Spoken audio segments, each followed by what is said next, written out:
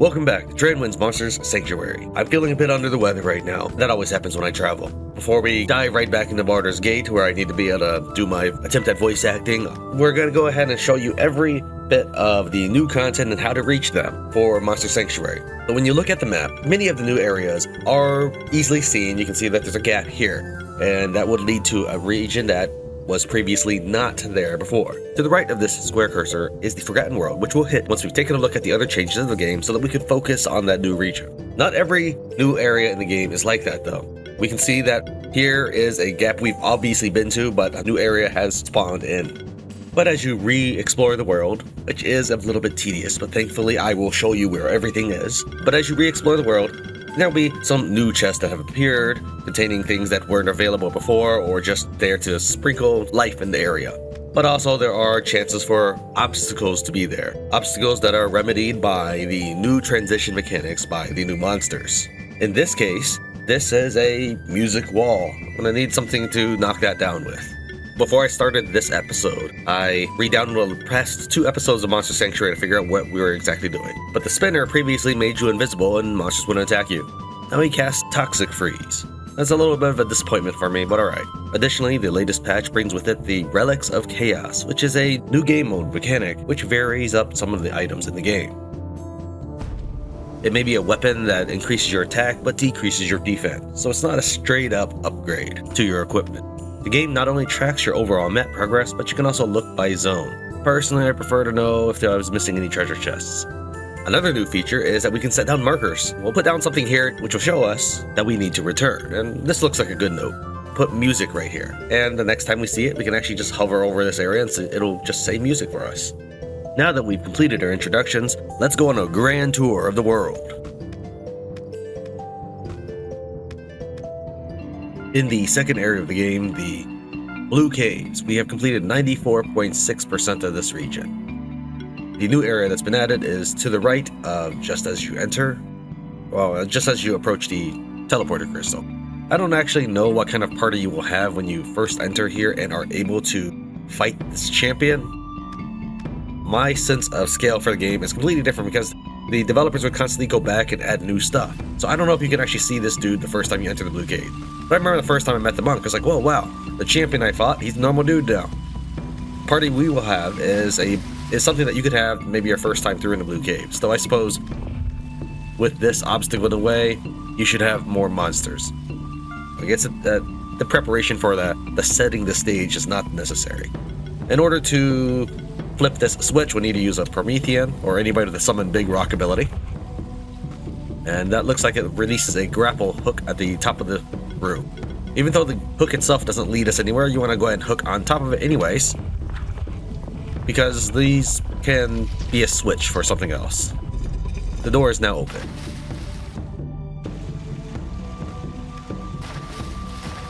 And on the other side, we have the Ascendant. Most champions are by themselves, but this one is actually another small team. Now champions, they can attack more than once. If this is your first time in Monster Sanctuary, battles are done in teams of 3. These are the kind of monsters you might have when you leave the mountain path for the first time. A Spectral Lion being one of the 4 starter monsters, so we'll go ahead and choose them. We'll go ahead and start off with, let's see here, the monk, the cat, and the lion. Before I click on the lion, let's explain a little bit why the thought process. I'm not expecting to 5-star this battle, by the way. I will do that with the serious party later. I'm just sort of playing with a make-believe team. The reason why we went this setup is the enemy is, first off, they're weak to earth, so if we could do anything with earth, that'd be great. Unfortunately, the only one that could do that right now comfortably is the Spectral Lion. Exodus, the blob on the left, he's gonna get fried by the monks, because the monks, if you look back to the right side, you'll see wind, water, fire, right next to their level marker. That means that they can initiate those kinds of damages, so they'll splatter Exodus and smash up my Steam Golem if I dare bring them out. I'd rather be neutral against neutral so that I can live longer, rather than going weak against weak. Because champions, there's sometimes a battle of endurance, unless you're assassinating them with a 5-star team. On the top here, you can move this skill set around. I remember back when I first started playing this, you could not rotate skills, by the way. I would re-skill a unit just to get them having their skill command in the closest order that I would like. They have since then allowed players to move them But anyways, the first skill here is an ultimate. Ultimates can only be done by one person in your team per round. So even though many of my guys can cast an ultimate right now, the moment someone does, no one else can do so. This game also features a combo meter. The more hits you do, the bigger your next hit is. It's one of the reasons why Team Toxin's so powerful, and I'll show you that later. Okay. Let's go ahead and we'll start off by... we will start off by casting support. It adds regeneration and sidekick to my whole party. Regeneration heals me, sidekick gives me an extra hit. This increases my combo meter. With our combo meter up a little bit, let's go ahead and cast... We want Lifeline, we want Forge, for glory for the whole party. Alright, now we got 2 stacks of buffs. Let's go ahead and hit them with an ultimate. Elemental Strikes.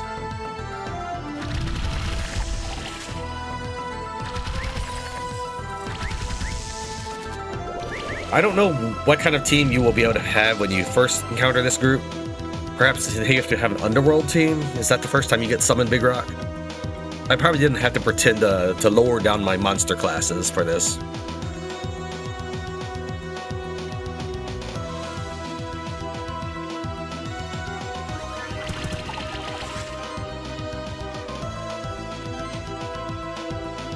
When you shred. Fatal Cut. I don't know if Cat Zerker's different looking than I remember, or if I just remember wrong, but I thought he was a little cuter than this. Like a little more of a potato or something. Now he looks like a person. I don't know if he always looked like that, but I really think he looks different.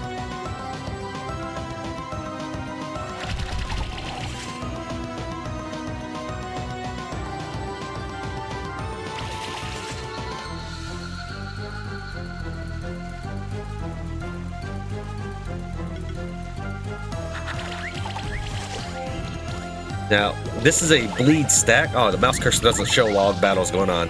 He's got 6 bleed stacks. That is not the same thing as a debuff. A debuff has a red background. Those are things such as Armor Break, Burn, Chill, and Shock. That's called a stack.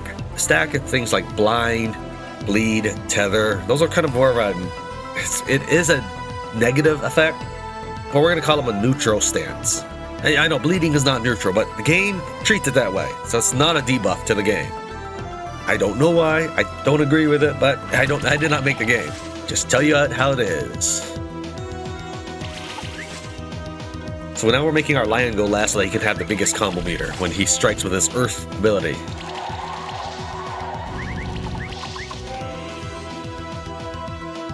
The fewer turns we do, the better our score is at the end, so we might actually be able to kill him with this. So we'll make the lion go first here.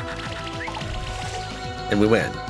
I'm not expecting a 5-star that, but it was not an embarrassment. I did kind of rehearse and run around with these characters a little bit to get used to them. We did 5-star. That means we can actually use this primordial branch to evolve into an ascendant. Cool.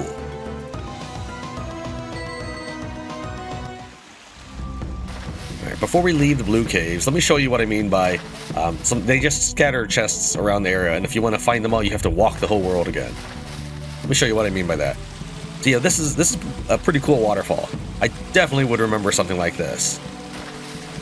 Yes, you can see on the left and right of the mini-map, we definitely have been here before, but unless I just never picked up this chest, and the belt +2 in it, I don't know, man. Alright, we're taking a slight detour on our world tour in order to evolve our Ascendant. Go to Primordial Branch. We're going to hand this to the light-based monk. And now he's a light-shifted Ascendant. We could also have given it to the dark-based monk, and he'd get dark-shifted, but we want the light-shifted version. I guess he's just in the regular spot. There he is. Oh, does he lost a skill point, I think. No, he reallocated them. He automatically started with the point here and a point there, so... Your monsters normally have 44 skill points, with a skill potion, of course. So, level 42, they will have 43 skill points total. Yeah, that skill potion, it's 44 points. However, for whatever reason, your spectral creatures, they have 45. I don't know why.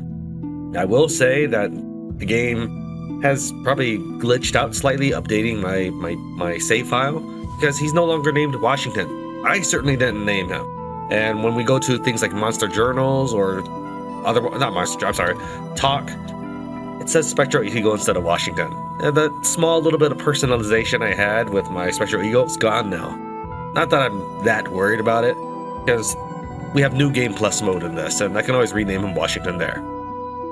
Still, I did think it was a little sad. We've evolved.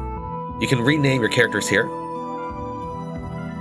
And I have a name already set for my evolved Ascendant. It'll be Archos.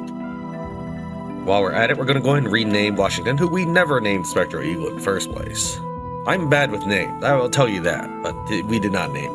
Oops, I don't need to talk to her again. Additionally, even though we did that, it's not going to give us his name here. It's just going to say Spectral Eagle forever. This is fine.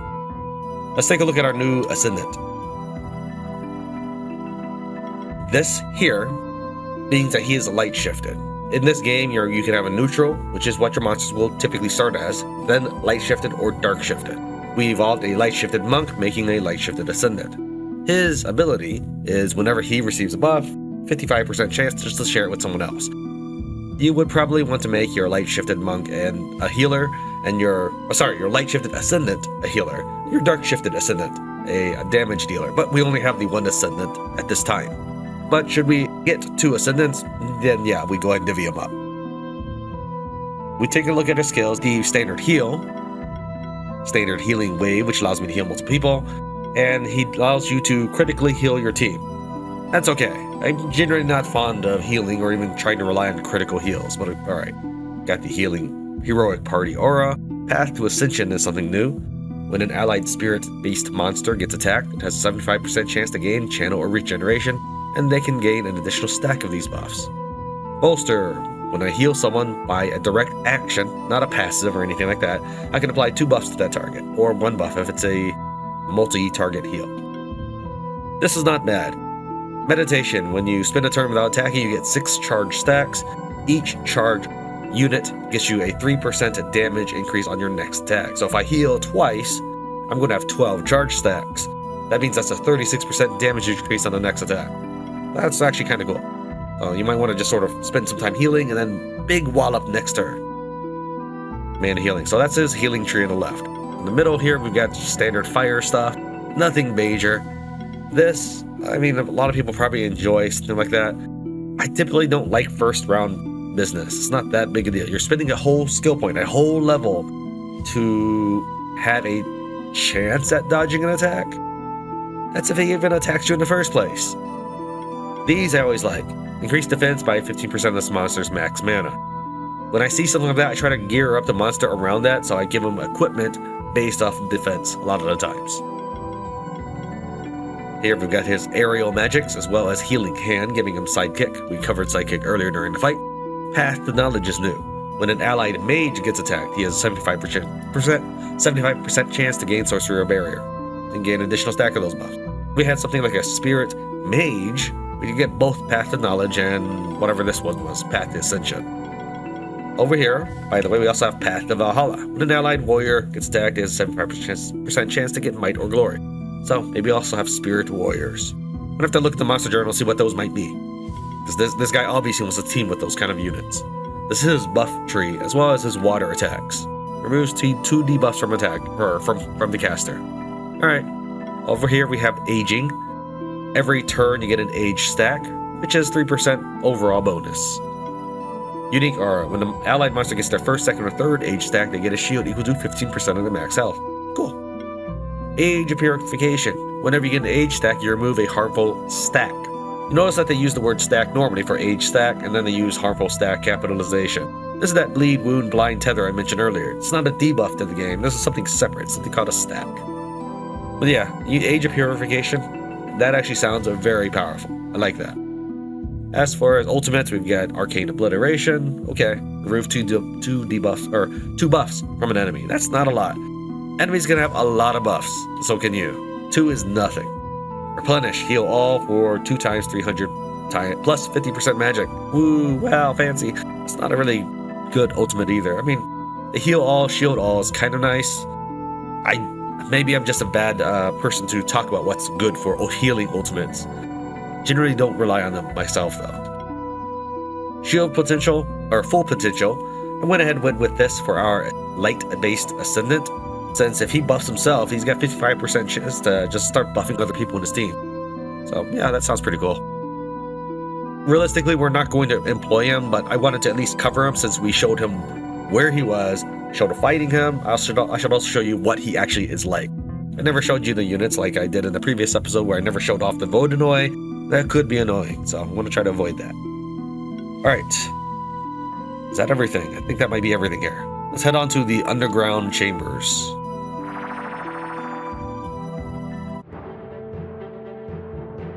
Back for more, huh? Let me think. I didn't come across any other traces of champion monsters. There are rumors of a gargantuan earthworm-like monster that lives in the underground underneath the monster sanctuary. Perhaps you can find access to its realm somewhere underneath Horizon Beach. Once you're there, I would try to find the lowest point you can find. You might need to dig for it. So he's telling us essentially that there's a new monster somewhere underneath Horizon Beach. Wonder what that could be. Let's see, there is another area, and it's not this one specifically, but it's like this.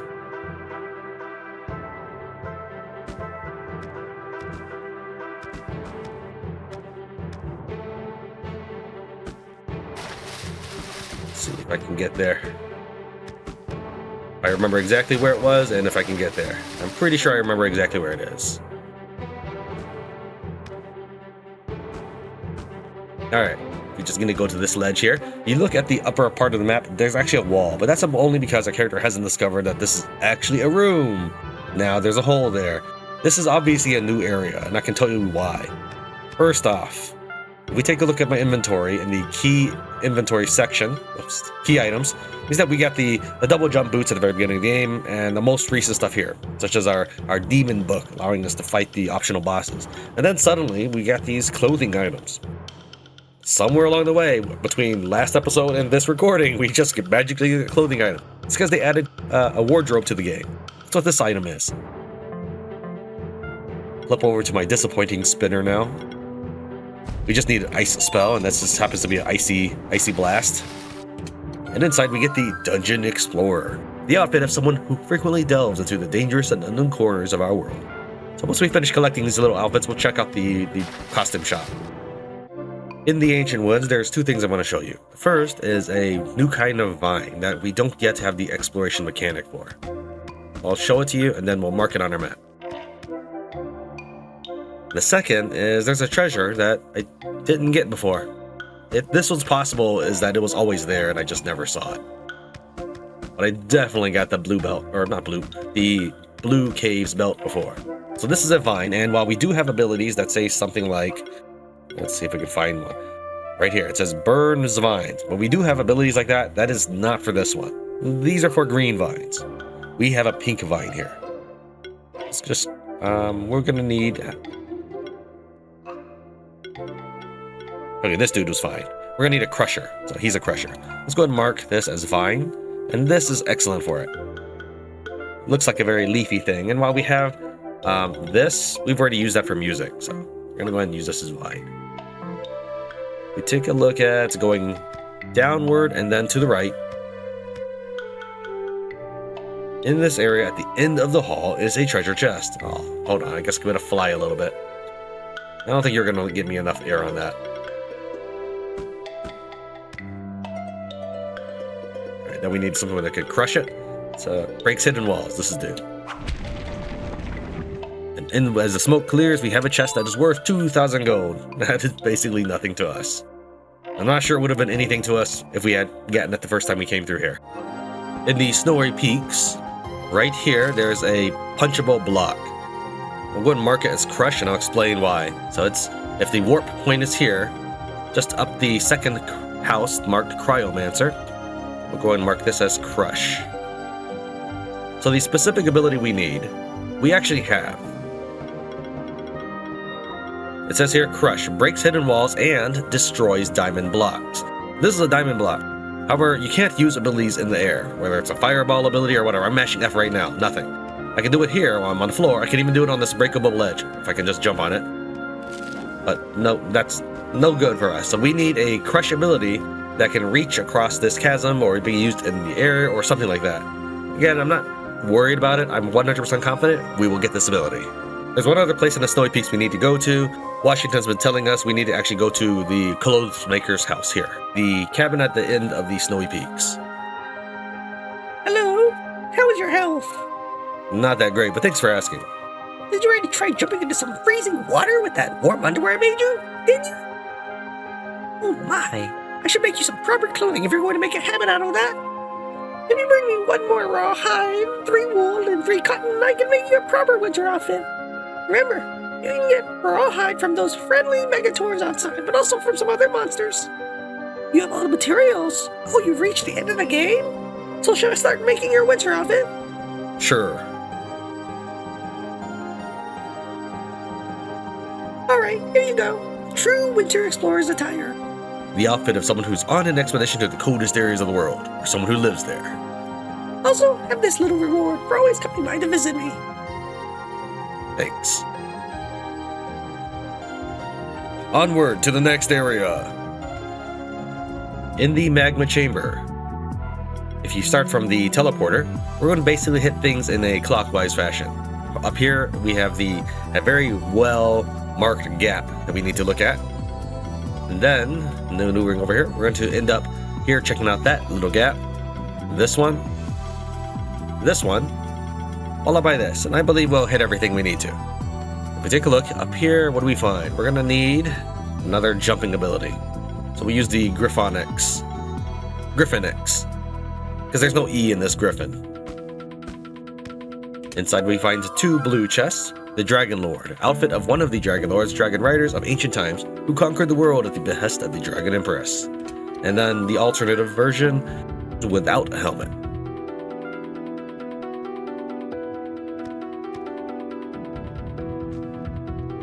Taking a look here, we need a spider grappling. Let's find our spiders. It reminds me of this reading. I think it's by a person who's currently upset that he get an Asian voice part that he didn't respect. But he had this joke, or read a joke. Something like I'm gonna go to the fridge. You want Dr. Pepper, milk, spiders. Spiders? Spiders it is. Something like that. Pop our way over these guys. Oh, we are gonna need a faster beast. Let's get the Griffonyx. Griffonyx. I always say Griffon, but it's Phoenix Griffin, as in Griffin. And the reason I say and the reason I insist it's not Phoenix is there's still no E in his name.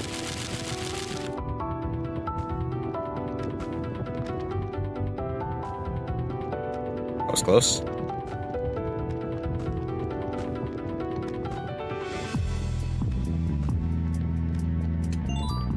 We get a craft box, and there's a big block on the other side. I assume I cannot actually do this. Oh, that was close. All right. What if I... No, I can't. And we got to go back across.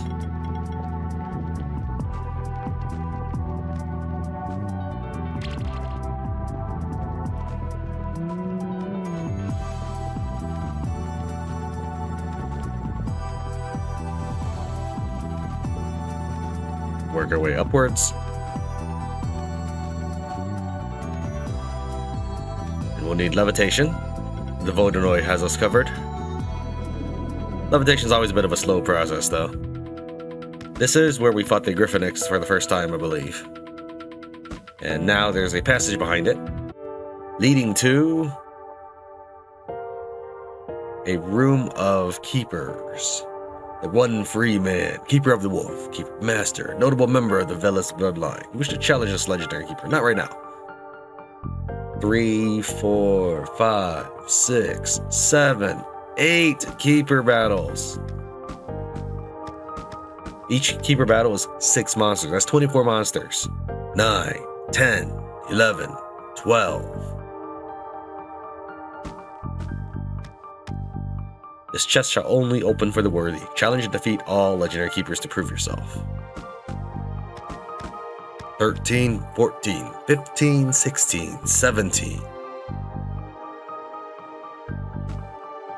18, 19, 20, 21. 22, 23, 24, 25 legendary keepers. Jeez. Is it really? Okay, well, yeah. That's going to be a lot about it. I'm probably not going to make a video about that. I'm just going to probably just whip up a concrete army and kill them all. However, this statue here has something. I can't quite tell what the statue's supposed to be. It looks like maybe a person's blowing a harmonica and you can't see their face. And it's standing under a tree, maybe? Or the tree's actually a bush with a cat in it? I have no idea what I'm looking at. Velvet Melody. He lived with a song on his lips, a friend by his side, and a burden in his heart. Statue's holding a key in his hand. Alright, so it mentions a burden in his heart. I don't know what this is alluding to, or if I'm just thinking too diabolically. But you wait until we find out what this key leads us to, okay? We have a door that requires a key. Hey, we happen to have a key. Inside we find Puppy. Hey, human, can you help me? Talking puppy. I suppose it's not the strangest thing we've seen. Washington, your name came back. Also, there's escape, hold to skip. It's gonna be there the entire time we have these dialogues. I don't like that stuff. I mean, I don't mind skipping dialogue, sure, but you don't keep putting that in their face all the time. Every time I approach pit, do I need to be told press up to jump? Do I need that? No. You have to help me. I'm Mozzie, and I haven't seen my master in a really long time. Can you tell us where your master is? I think he's somewhere down here. I'm not sure. He always likes to play music, and he always sings songs. Oh, I miss him so much. Alright, we'll see what we can do. Oh, thank you so much. You're the best human, right after my master. Let me come with you. Obtain Mozzie, the essence of a loyal puppy looking for its master. How strange. We've received the essence of that puppy. That means it must have been a spirit. Nonetheless, we should take its request seriously. Its grief and sorrow are as real as can be. Tending to a lost spirit is a great responsibility. Okay, and then we return back to the keepers. Alright, we're back with the dog. So yeah, I don't get this. The burden in the heart, yet he had the key this whole time. I don't know. Master, finally I found you. Oh, I'm so happy. I'm so excited to be reunited with my best friend. Thank you so much, human. Yeah, well, you're a good boy. Jane Gold, Linen, Emerald, Ruby, Sapphire. Let's get out of here. Let's leave these ghosts behind. In the Mystic Workshop, there is, right above the teleporter crystal, a new room to the right. Need ice crystal. And then lightning. Old World Tycoon, the outfit of a wealthy and fashionable businessman or businesswoman. In the old world, wealth is power. In the Mystic Workshop, as we approach the top of the area, we'll say this is the second or third highest room. But here we have a chest. This may have been here before, but would like to think that I was pretty thorough. And then finally, behind this clock, which is, by the way, linked to your computer clock, so you could probably wait till your actual 11:05 or whatever it is to summon Verdrag without having to use the lever. But behind it is another levitating block. Let's summon Vodonoi.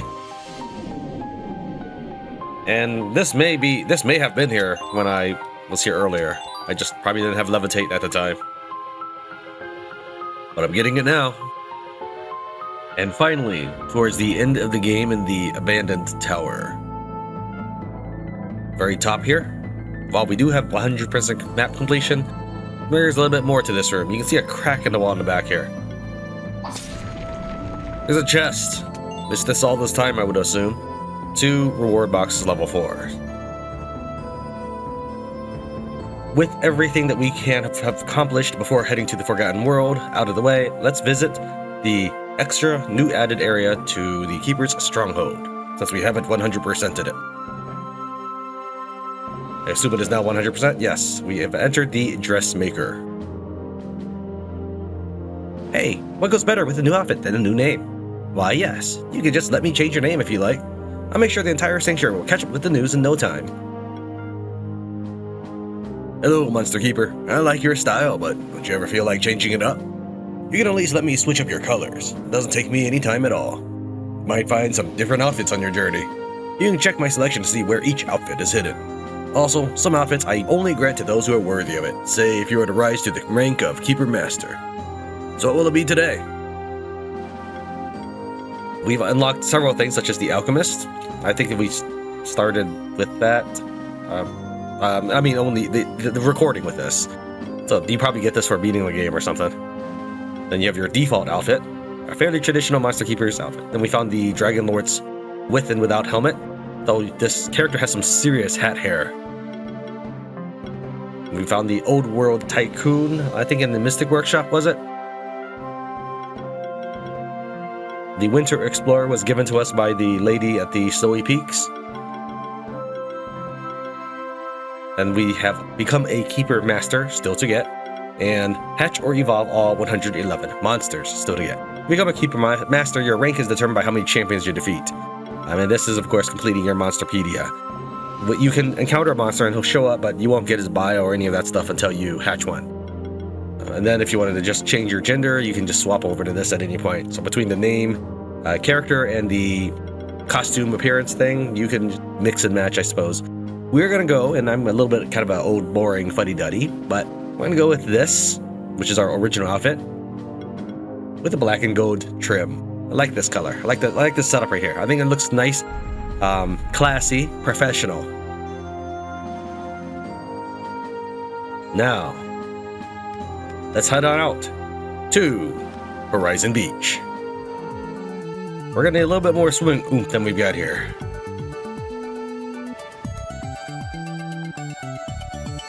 We've obviously hit these rooms that are surrounding this tile that we're in, so I think we've done everything we needed to up here. We've got the chest on this side, and to the left is just the old pirate's den with one chest in it. And it was probably a key item inside. Oops, wrong button. Now we're uncovering the rest of the area, so we can get to the Forgotten World. We started with a handsome 2000G, which is completely ignored. And we'll need some secret vision to make our way across.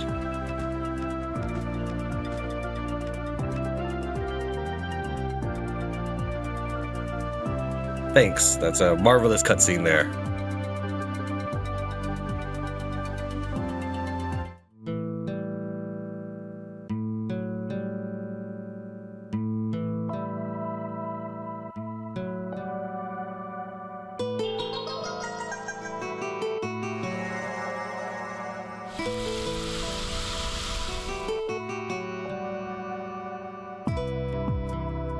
That was a strange one. I don't remember ever seeing a monster like that. It seems like it wants us to follow it down this path. This area might have been sealed off for a long time. It could be a trap, but we should investigate it anyway. We have already braved many dangers together. A nice melancholy song. Immediately replaced with upbeat jamming music.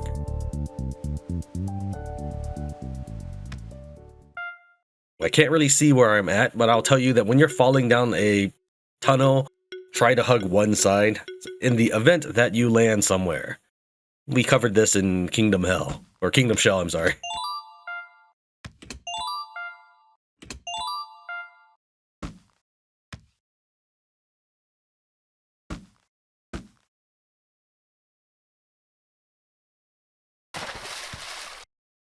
The Forgotten World.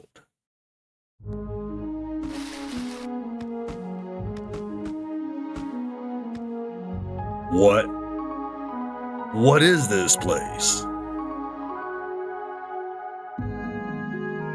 That mysterious monster led us into some sort of gigantic cave structure. To think that this place was hidden underneath the sanctuary all along, unknown even to us spectral familiars. There could be monsters living here that no human has seen in centuries or even thousands of years. We owe it to the sanctuary to investigate this place further.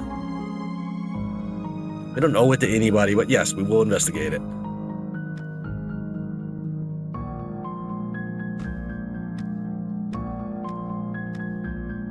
Alright, so we've encountered the flying one before, but the ones running around down there, the Triceratops things, those are new. And I saw the bird on the lower left. Let's make sure... Oh, wait, there's something... I didn't even see that chest. Alright, then there's probably nothing to slash there. Get a little levitation going on. Would help if I jumped correctly. Wow. There we go. Oh, I mean, if he wants a piece of this already.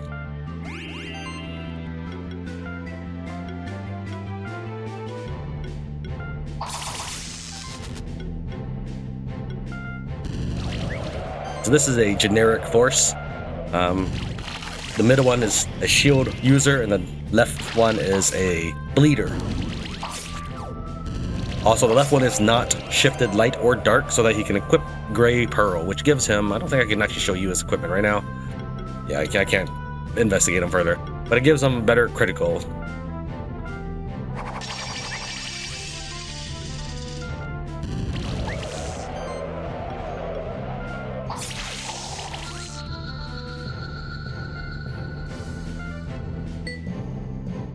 If you wanted to see, the primary reason why you'd want someone not to be light or dark shifted is if their passive bonus is not as good as getting a 100 defense, attack, magic, 1000 health, 100 mana, crit chance 15%. Now this is not a free one of those because it takes up a whole equipment slot, which could just as easily be like a brooch. Brooch? I assume it's brooch. I'm not sure. Even though there's no A in it, like brooch to subject, I think you pronounce it the same way.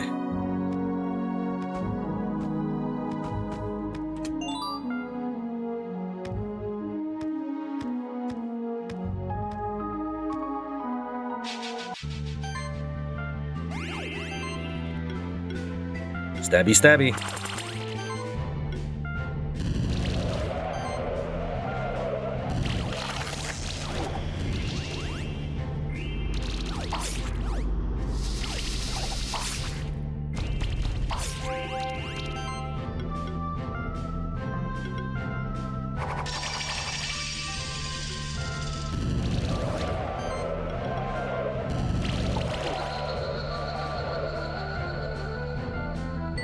We got a regular fungi egg.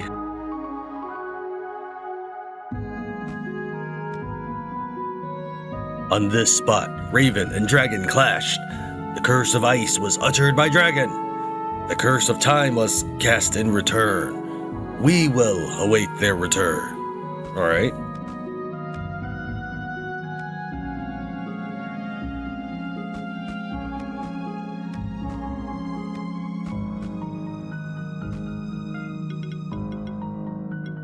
We need a levitator. Game freaked out. Didn't know how to handle an object underneath me moving up while I wanted to move down.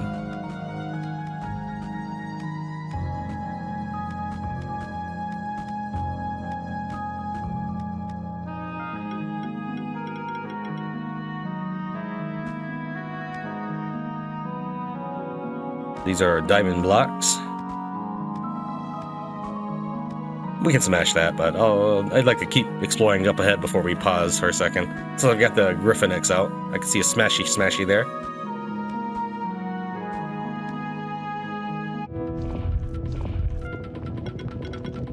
So here we'll need the Promethean, or Prothean, or whatever his name is. And that clears that.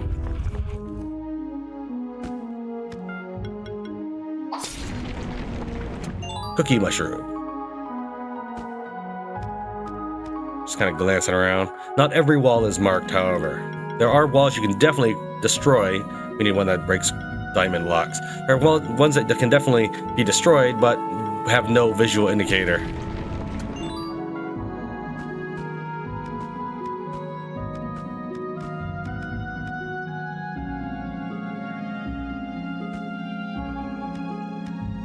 I feel like he should land with a much louder clang than he is.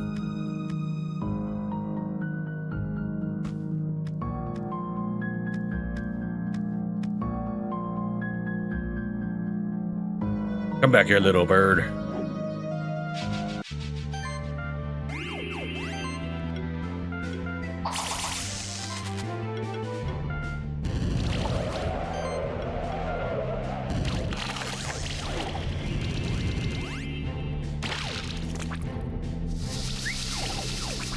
So our Mad Lord is actually weak to all elements.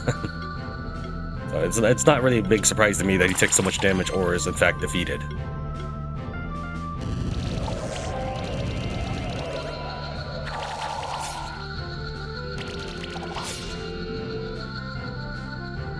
We got a Druid Soul. I'm gonna assume that lets us level up our fungi to one of those, whatever the big one is.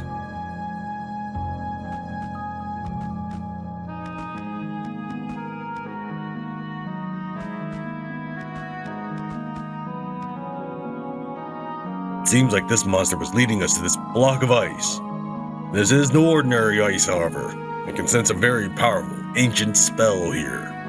It must have been cast by a mighty warlock of old, or maybe even some type of higher being. There's something inside the ice, but it seems like neither human nor monster to me. Feels more ancient. Either way, this monster must be hoping that we can free that being from the ice. It let us down here because of that. This monster seems friendly, and has helped us discover an entirely new area of the world. I believe we can trust it. Maybe we can find something in this area that can help us free the being in the ice. Let's explore. Sure, well, let's kill the bird and, steal his child so that we can make it join our army by force. 'Cause that's the ethical thing to do, right? That's what we're supposed to do here in this monster catching games.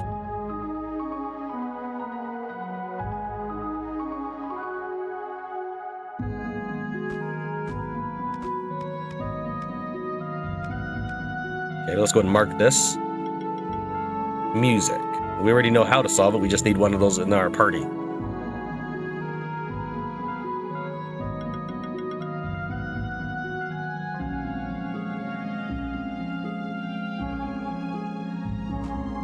See, I can jump.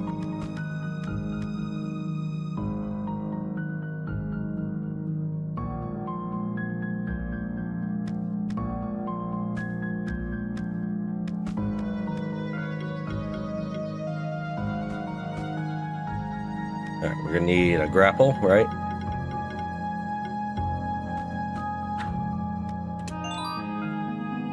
And then a few times you get to use that ability. I feel like there should be more opportunities to use it, and it should be a lot more free range, like a Spider-Man game or something.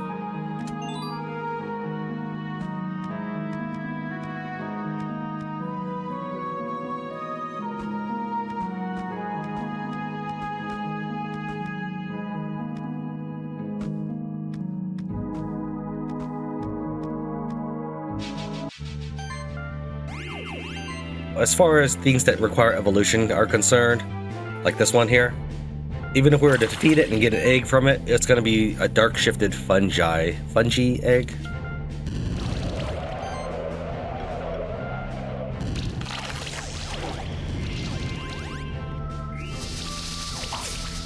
Since we have a druid soul, we'll take care of that the next time we find a teleportation crystal and make one and press one to join our army.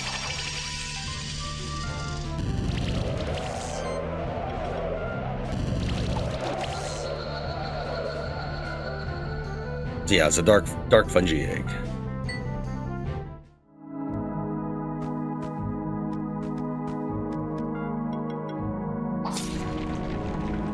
Ruby.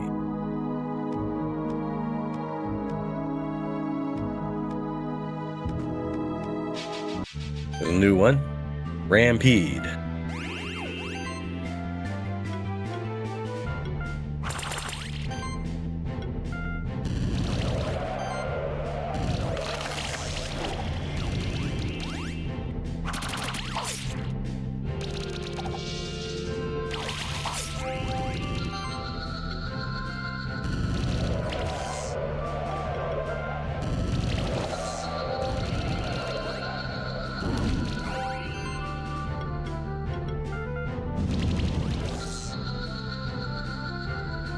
Linen cookie mushroom. Unfortunately, no rampede egg.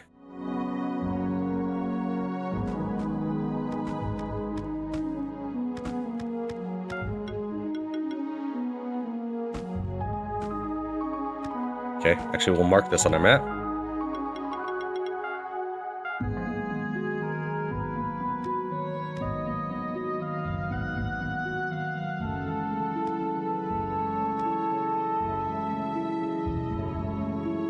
Go and mark this as well. I would say it leads just directly to where we've already been, but we haven't entered that one square to the left of my cursor, so there is more to it than that. Might as well mark that for finality's sake.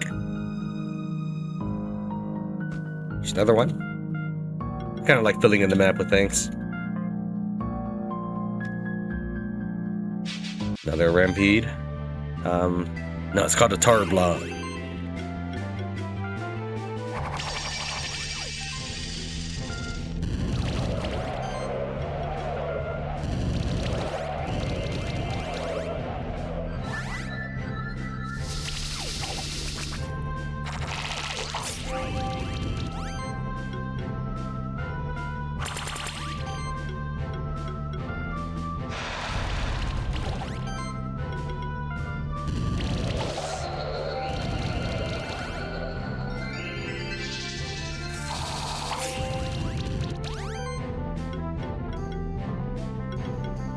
Let's clean them up then.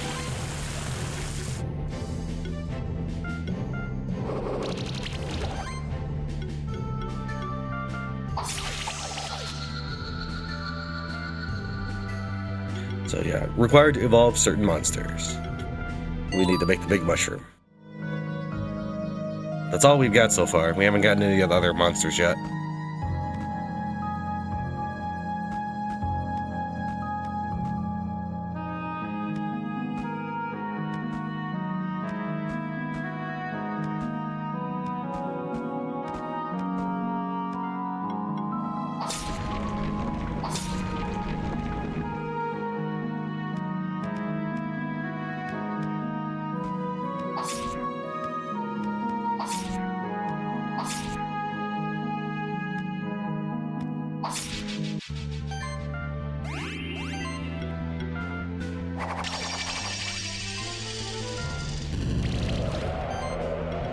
I get extra shielding because as long as they burn and take damage, I get some shielding out of it. That's one of the reasons why my go-to was going to be a fire-based spell.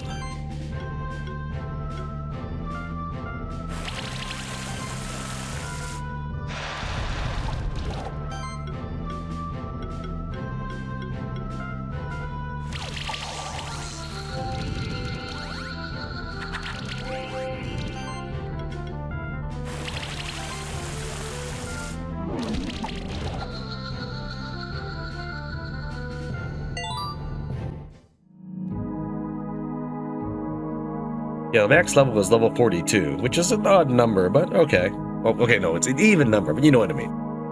It's apparent that these books are ancient. Most of the book pages have crumbled to dust. There is a small journal that appears to be in pristine condition. As your hands touch its cover, a slight spark surges through you. The journal opens. The Journal of the Last World Tree Tender. It has been nigh 1,000 years since the clash between Raven and Dragon. We have been without leadership ever since. I write this journal to document the history of our kind, the World Tree Tenders. For thousands of years, we have been tending to the World Tree so that it may never cease nurturing our world with magic and wonder. 1,000 years ago, there were more than 100 of us. 100 years ago, there were 10. Now, only I am left. The others have abandoned their duties, believing it to be nothing but superstition. Believing either that the World Tree will go on without us or that its survival doesn't matter. They are wrong. Monsters are drawn to its bark. They can feel its awesome power.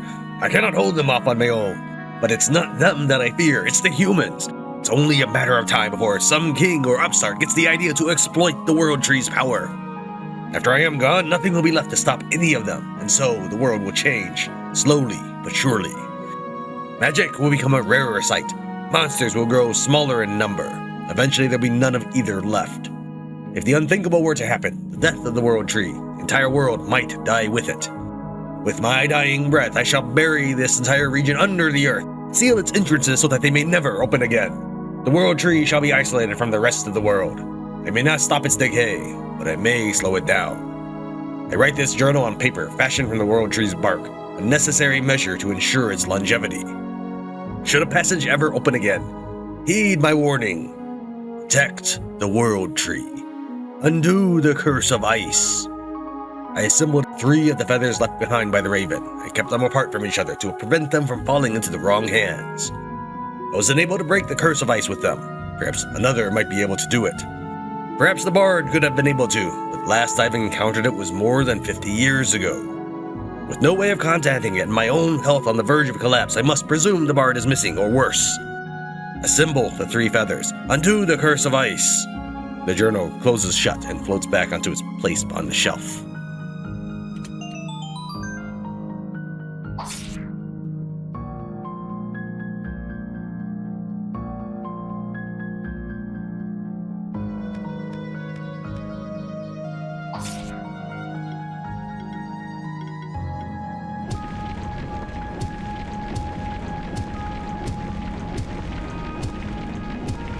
I'm assuming I'm supposed to have the new crushing mechanic by this point, but I have not lucked out. I don't think I've gotten any eggs, right? Yeah, no. The last egg I got is an Elder Gel egg. And that was from episode 33.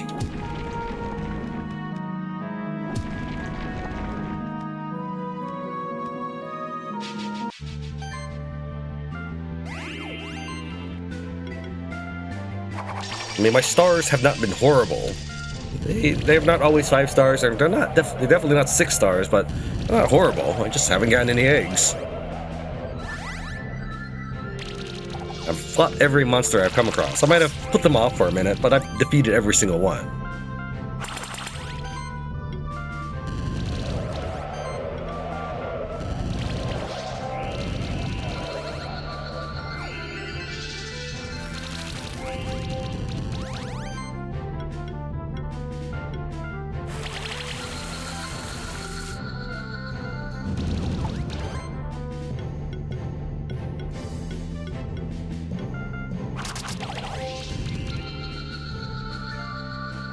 Our blob egg. We finally got one.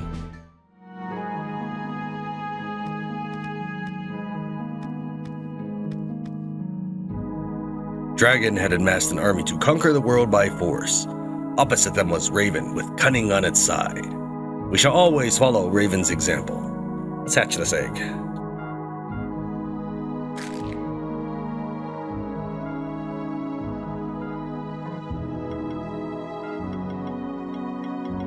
Taking a look at its abilities, it is weak to water, strong against earth. Got burn style abilities, tether style abilities, favors health. Okay. Likes to use earth, healing, more health. Wow, that's a lot of health. Poisons, criticals, bleeding, burning, more earth and healing. Try mage healing. For every heal applied, there's a 10% chance to apply burn, chill, or poison. And critical healing. Okay. There aren't very many things that are new to us. Perhaps this might be new. Stuck tight. We've seen tethering based abilities before. Sticky trap is new. Maybe mana siphon. This is definitely new though. I don't recognize that. That being said, some abilities have just been added at some point, even if they weren't always there. I'm sure that if we took a look at, say, the earlier monsters, like, I don't know, we'll say this monk. Maybe this was here, but I would assume not. When I started playing, we were lucky to have level 10 skills on our monsters when I was first playing this game. Alright, so we've hatched a tar blob. Oh, we didn't see what its abilities were. It can tar mount. Player can ride the monster and move faster through tar. Okay. Well, I think we need a blob form for this. Well, no, I don't want to read that. I want a blob. Now I want to cut. And there's no visual indicator that like normally there's a little crack or chip in front of us. You can see that this is obviously a block we have to destroy, but there's no indicator. Only reason I point that out is not every wall has a marker, so you might just start swinging at a bunch of walls, which is a horrible thing to do to your blade, but whatever. I was trying to move left, but he started talking. I can sense a very powerful presence in this room. It's a champion monster. It's even stronger than regular champion monsters. Be prepared. Sure. You tell me to be prepared, but realistically, there's nothing I can do. You don't allow me to look at the monster's stats before battle. I can try to engage and then retreat using a smoke bomb, which is an actual item consumable, right? I can retreat 488 times, which is something I'm, unlikely to ever reach doing even if I start retreating, but still, it is a limited thing. It is weak to water. Okay, Poseidon uses water. Brand does not use water. You know what? We do have our assassin team out. Have them prepared in the case of emergency, after all. One of the reasons why I'm going to do so much damage is because I'm going to build an immense combo. Yes, poison is completely going to wreck his face because we've stacked poison opportunities. Normally you can stack poison at maybe about 3 or so. We can stack it up to 7. We're going to start by hitting him with regular poison bomb. Poison bomb? Maybe spore? Yeah, we'll do spore. He's now up to a combo of 13. It's a good start. Let's slime again in this. Now we're up to a combo of 33, 35. He's almost dead. That's the cause of the combo. Because this is like I had an extra 3 turns right there. I believe that would be 6 stars. Thank you. Come again. We have the tambourine. 90 health, 2% crit chances at tambourine level 0. We'll enchant it 5 times when we get back to base. A Terra drill egg. Okay.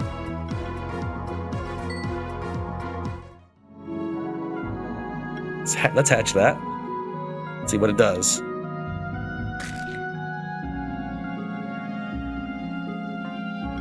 Let's see what it could have done had it had a turn. So it's a lightning-based monster with some earth potential. Okay. And let's see. We've got Supercharged. That's a favorite for my Goblin Pilot. Revenge. Every time it gets hit, get a charge stack. When allies spend 12 charge, they do stuff to the enemy. Shock can stun the enemy. Shock can make the enemy attack my highest defense monster. I can stack multi-shock. When I hit the enemy's weakness, I get Might. Increased by defense points. Predation. If you don't attack, you get a predation stack. I mean, that's okay.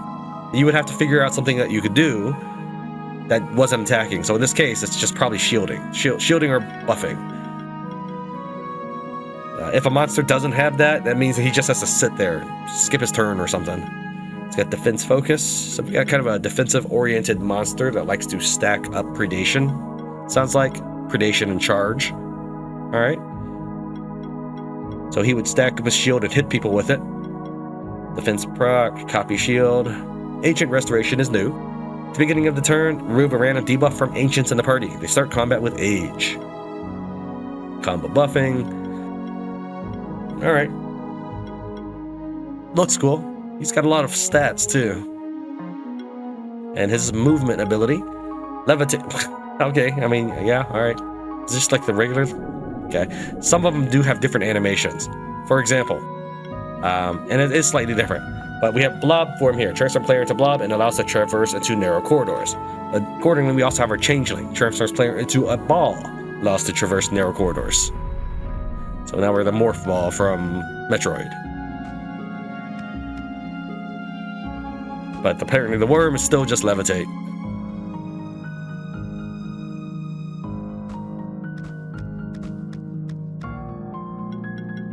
Flight going on. My pinky locked up and I wasn't able to move it to the right.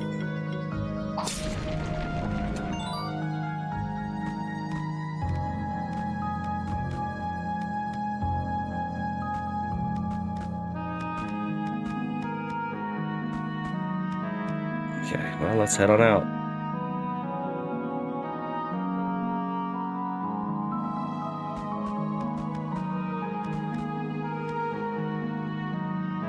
Monster's back. We do have a Tarblob, but we don't have that flying turtle. The Torticopter or something.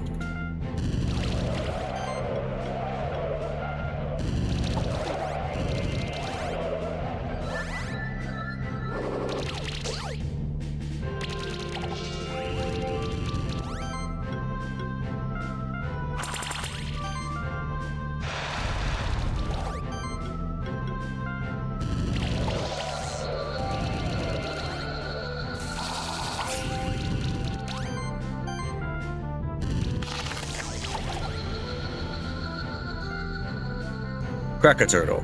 Alright. Let's hatch one of those babies.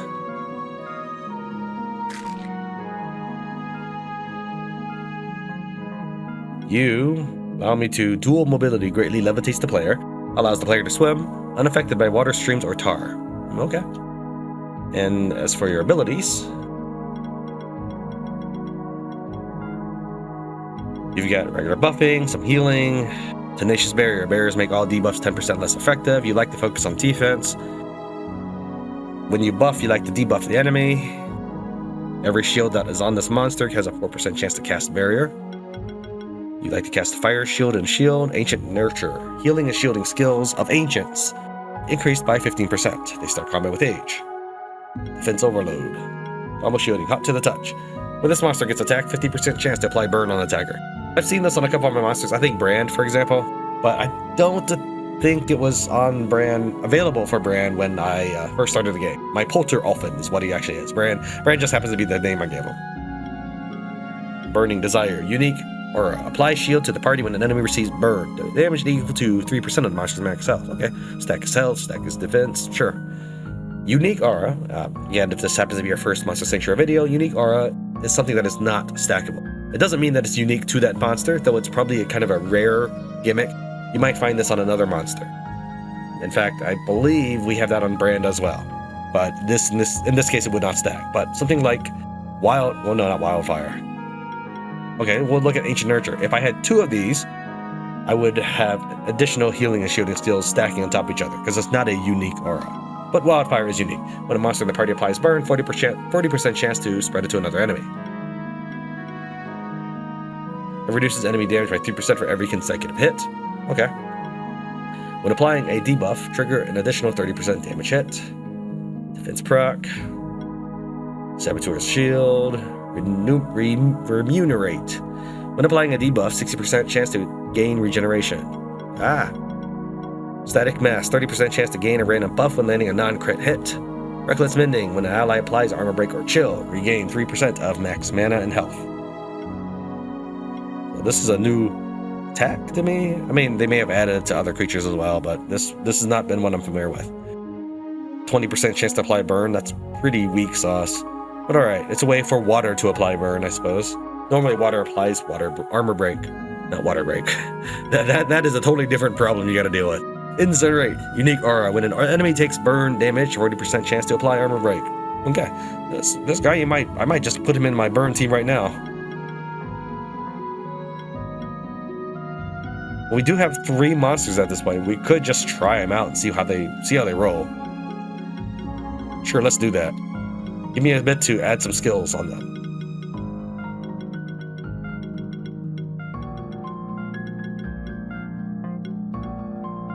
I've gone and slept done some stuff for them. What I have learned by applying their skill points is they are not a balanced team whatsoever.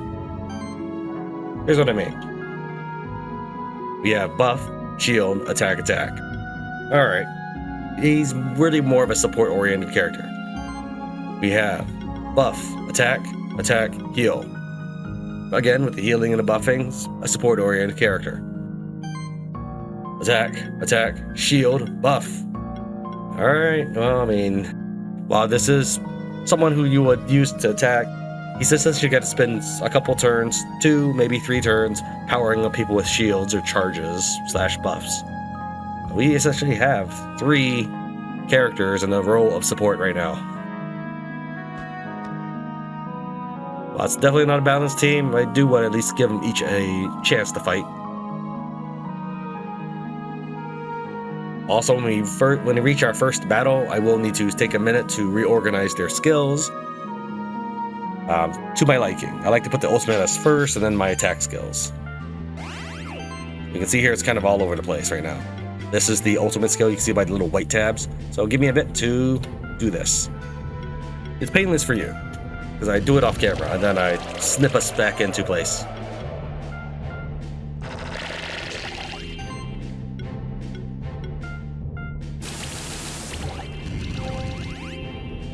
That's about 2,000 damage on his first turn, rather than powering up.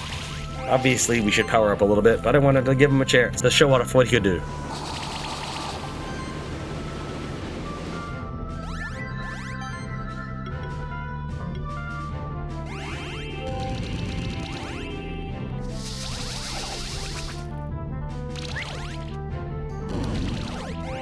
It's a 29 charge. Alright, let's go on one big hurrah on this last move.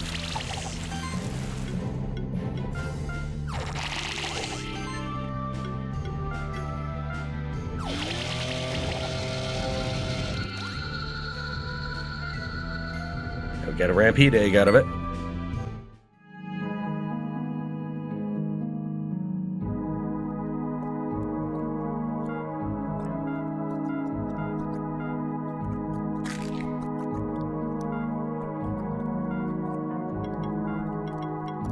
Rampede. Get slash, power yourself up. This shield self for 5 times 50 plus whatever attack. Increase damage by whatever for every ally that active this turn, including self. Okay, so you want to charge up, kind of like the Terror Drill. And then another attack. So this is an attack unit. We might want to slap him in. Bleeding. Earth Allegiance. These Allegiance abilities are always great. Converts the element of all neutral attacks to the listed element, and then all of those attacks ignore that resistance. So basically, he will never encounter an Earth weakness, or Earth resistant character. Yeah, all Earth attacks ignore Earth resistance. The Life Overload, okay, so he likes getting hit points, he likes burning things down. Ancient Predation. All allied ancient monsters start combat with a Predation and an Age stat. Okay.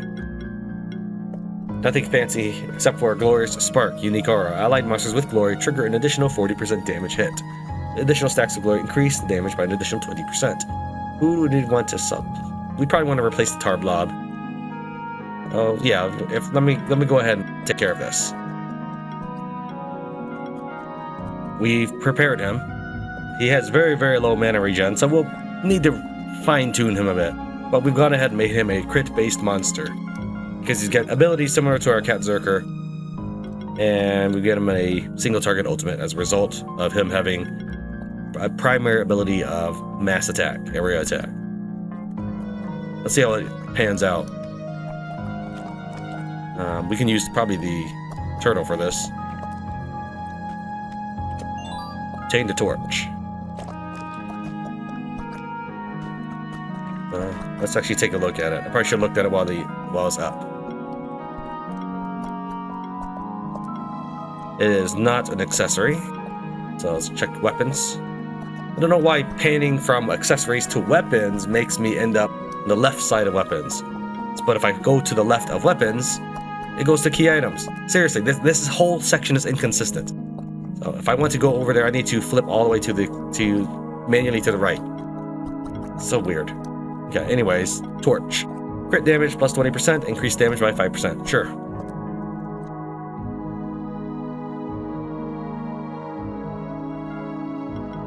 But unfortunately, you don't get to use a torch in situations like that. That would just make too much sense.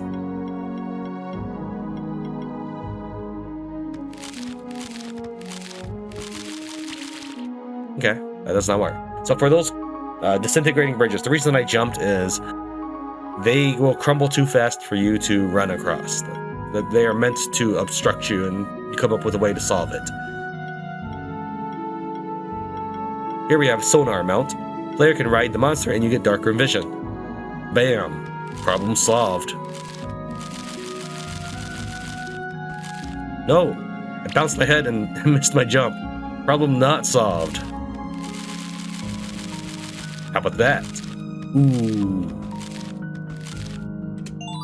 Chain to Flute, healing skills. Active and passive increased by 5%. Attack and magic plus 7, crit chance plus 4%. And that's at the base level.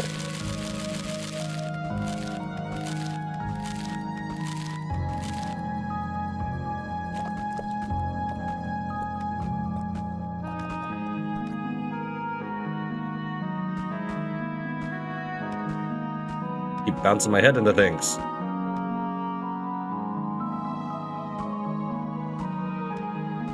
We have those. I'll need to fight for some light and dark affinity versions as well. Will you look at that?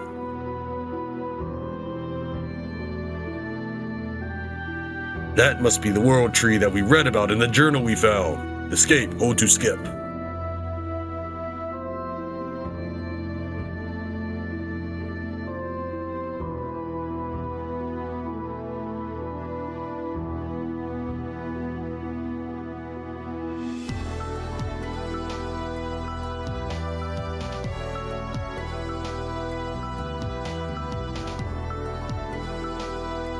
It harbors a great source of power, a source of ancient primordial magic. I sense a connection to my own distant past. I cannot remember any specific events, however. Either way, we have made a truly awe-inspiring discovery. I mean, it's just a tree, dude. There's World Tree in every RPG.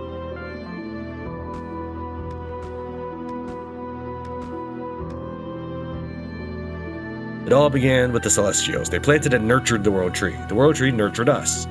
Now it is our turn to tend to the World Tree. May it flourish until the end of time. Or until you guys abandon it.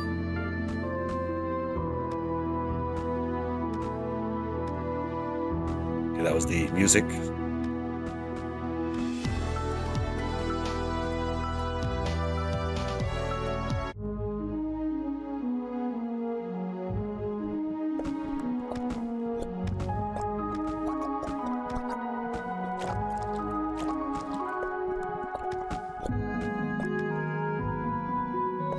It's a dark based and it's a new monster.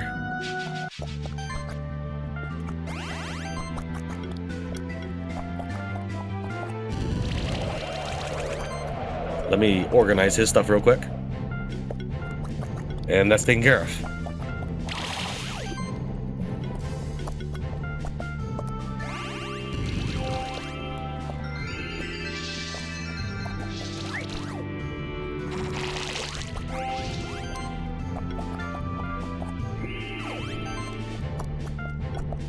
Can you execute? How about this one? That was okay.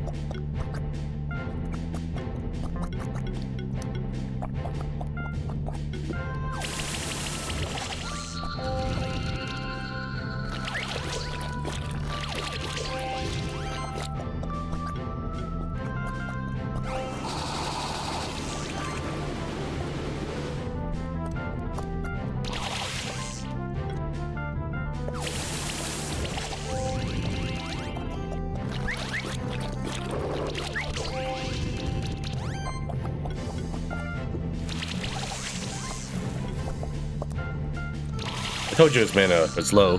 Couldn't cast his best spells then. Guitar Blob Egg. Dark. Rare. Not that mosquito thing.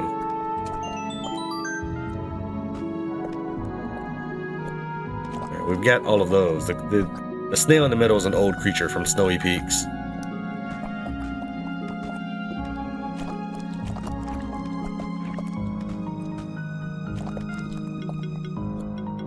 Where's my tar blob? It's not in. There we are.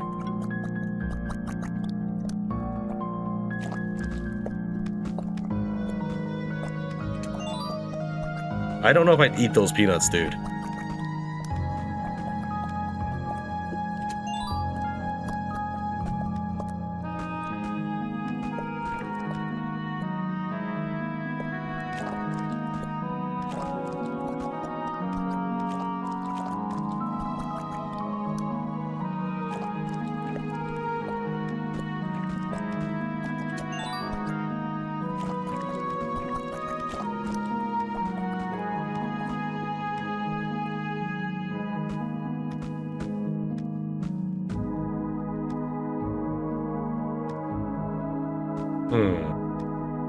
How do I reach that? Oh.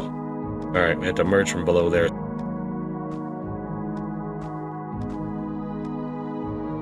And we have music wall.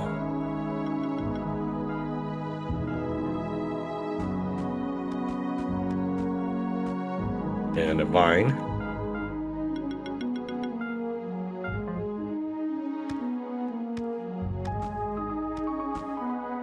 Okay, so we're done with this side.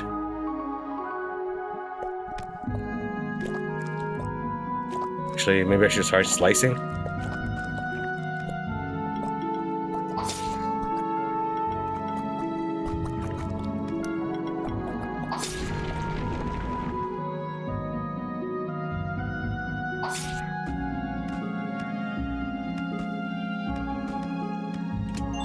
Warhorn. Healing, shielding, buff actions heal the monster at the lowest health equal to 75% of this monster's attack value. Oh, that sounds weird, but good.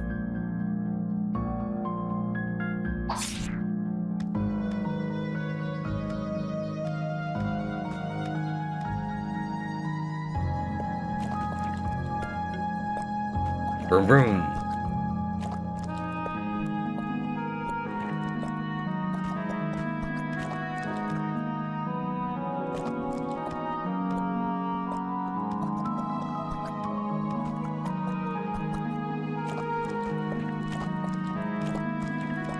I'm just glad my dude does not require oxygen of any sort. Almost had a head-on collision there.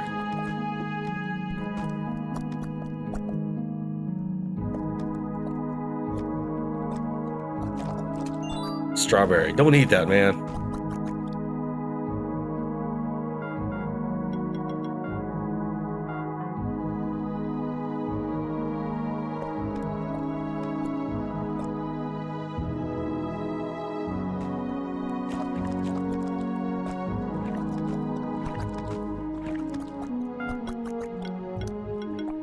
Turtle.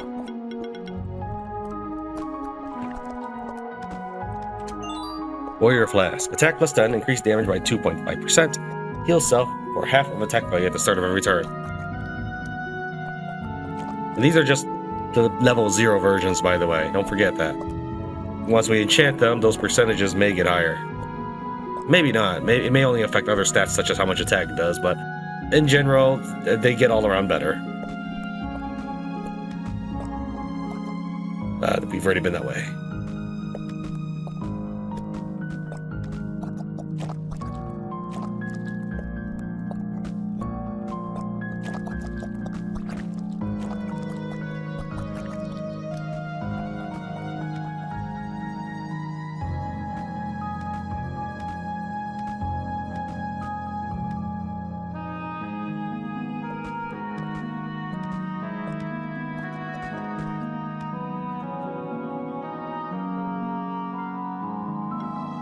We didn't check out the Rampede, but he has charging mount. Player can ride the monster, breaks hidden walls, destroys diamond blocks. This is what I needed for earlier.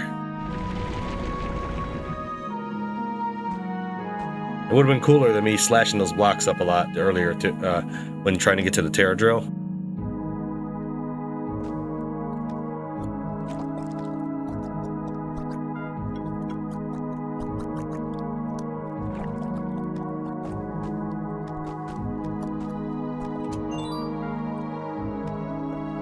Just in case.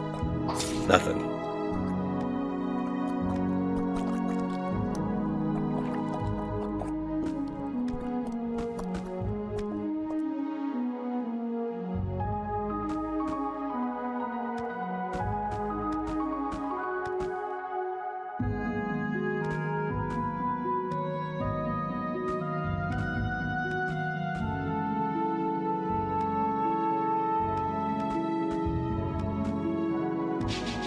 Don't have one of these green things yet. Rathops.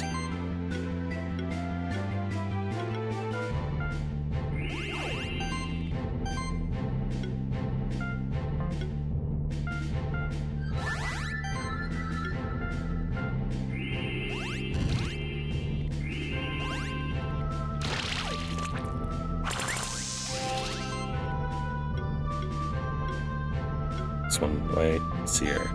Check a drill, lava stream. Yeah, we'll go into boiling tide.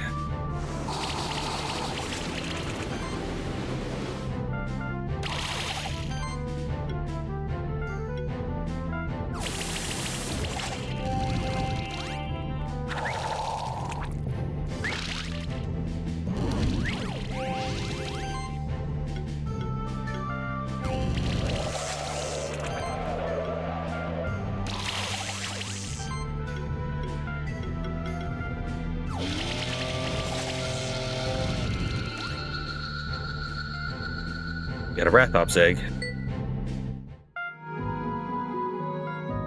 We still need the mosquito, but I think we're making much better progress than we were when we first arrived.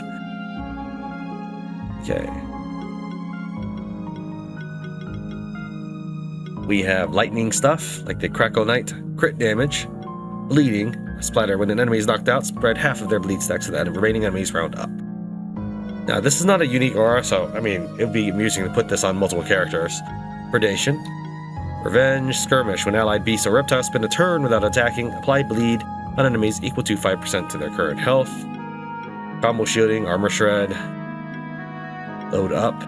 Shields apply 1 charge stack per shield. Shield actions apply 1 charge stack per shield. Passive shields have 20% chance to apply 1 charge stack. Charge destruction. For every 12 charges spent by an ally, applies stuff to an enemy. Lava shield applies armor break to enemies. Proliferate. Apply a debuff. Trigger a 30% damage hit. This is what makes the fungi so powerful. He just starts applying other things like weakness. That's an extra hit. Oh, poison? That's another hit. Oh, you applied a second dose of poison. Hey, have another hit. Did you manage to apply armor break while you're at it? Give another hit. Critical exploits. Cooling, dominance, 3% per enemy debuff. Shatter, shield causes enemies affected by to have 10% increased critical chance against them. Okay. Reckless mending. When an ally applies armor break or chill, regains 3% max health or mana.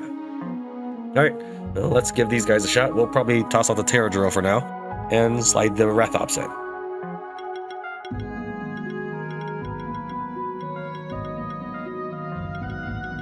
Alright, we've set this one up as another crit-based build, similar to the Rampede. Look at his stats here. He has many different area effect abilities, such as Lightning Assault hits all enemies as wind. This one is just a single target earth ability. Physical Fire hits all enemies. Physical Water hits all enemies. So he puts the Tri in Triceratops, it looks like. As far as our monster collection goes, remember that for the bio section here, if we don't see anything, it means we haven't hatched one. We're going to need to... Still haven't found a teleportation crystal, but when we reach one... Oh, no, we did. We did find one. Oh, yeah, okay. Yeah, we can just head back and get one of these. Go to the tree and make a druid soul. We have this, we have this, we have this, we have this. I don't have that yet, so we need the Fumagus and the Amber Igna, or Amber Ligna, I guess. We don't know what this is, and we don't know what this is. One of these is probably that bird that we've been chasing, and one is probably the bad guy, which is not the bird, I'm assuming. Well, that should be the remaining 2 monsters, and we'll have completed the 111 monsters. Alright, well, let's keep moving on. I'm sure we'll reach another dead end, and we'll decide to teleport.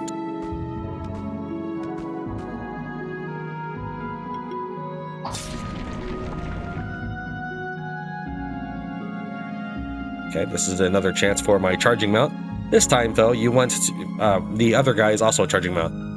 I just want to test something, though. I know I'm not supposed to. I know I'm supposed to use the charging mount, and we will. We absolutely will. I just want to see, could you, if you were stubborn enough, just use this guy? All right, so we're going to need to just ride quickly. Who is mounted? Like this one. Then we'll switch out. Then we'll Goblin Pilot. Didn't work that time. All right, let's try again. Any other mounts that we might have? Just jump out at me. Here's one. Okay. Maybe it's also a matter of timing. Yeah, you got him. Okay, so we could do this for all of it, but yeah, we're just gonna do the charging mount.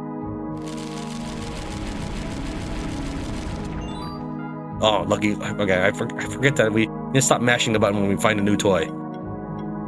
Lucky Clover. Here we are. Crit chance plus 4%, mana regeneration plus 5, 10% chance to gain a random buff when landing a critical hit.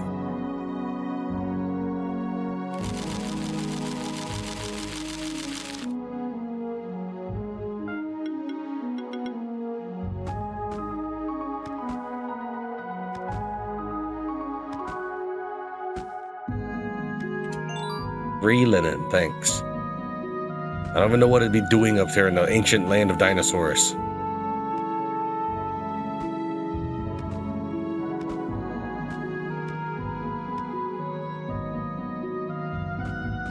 Alright, so we've somehow looped around now. Good job, me. We just need to, I guess, check this area out and we might be done. Well, then we'll warp out. Head on back through, see if we can avoid these guys without fighting them.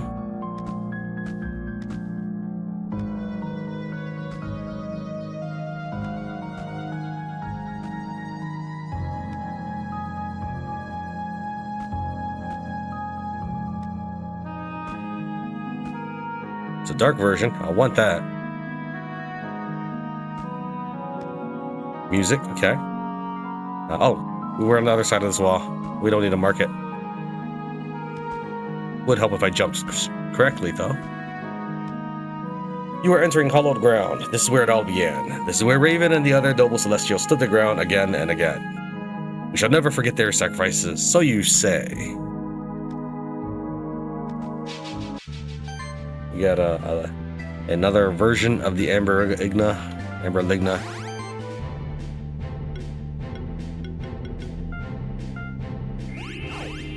I don't need to do that anymore. My Terra Drill is no longer in the party, so I don't have to power up his shield for attacks.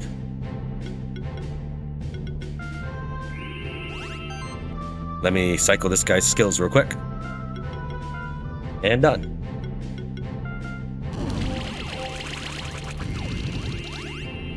Oh, I should remember, I should have power focused as his third move. That's okay.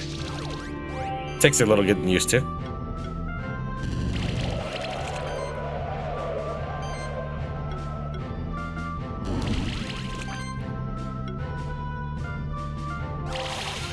Nice. Got a rare Amber Ligna egg. Won't hatch it just yet. Hopefully I'll find a neutral first. Just...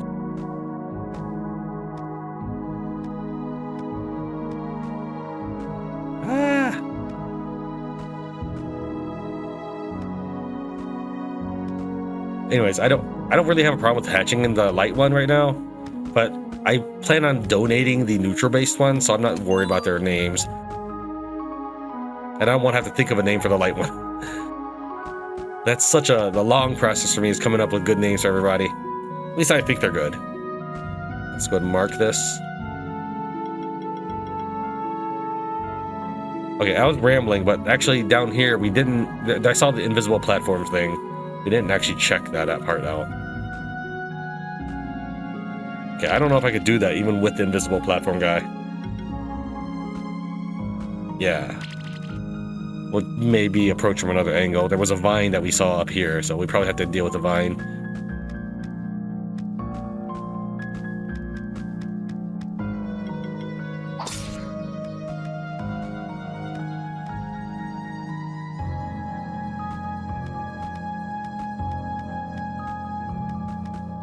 This is the kind of vine that we would burn with. We can use, say, this guy. He enkindles torches, burns vines, and activates fire orbs. Realistically, we do have a better one. We look for a brand in this grouping. Fiery shots is better. Instead of a small puff of fire in front of us that burns only one vine, this will just burn them all.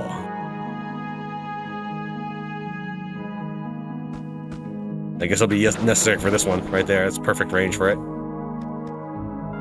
I don't think I can get it. There's no way I can get it from there. Yeah, we just reached 11 range. Remember that I cannot use it while in the air.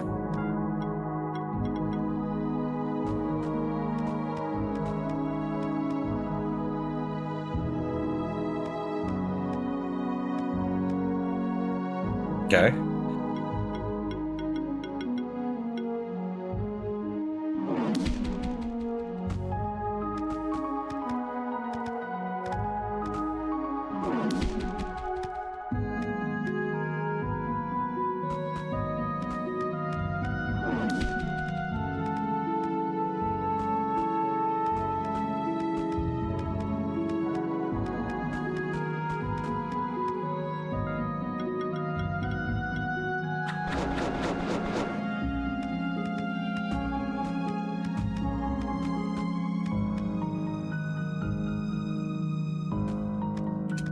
Purifying Mace. Actions by this monster remove 1 harmful stack from each ally.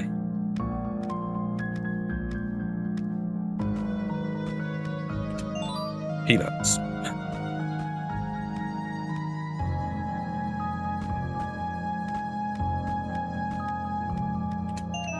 Celestial Feather.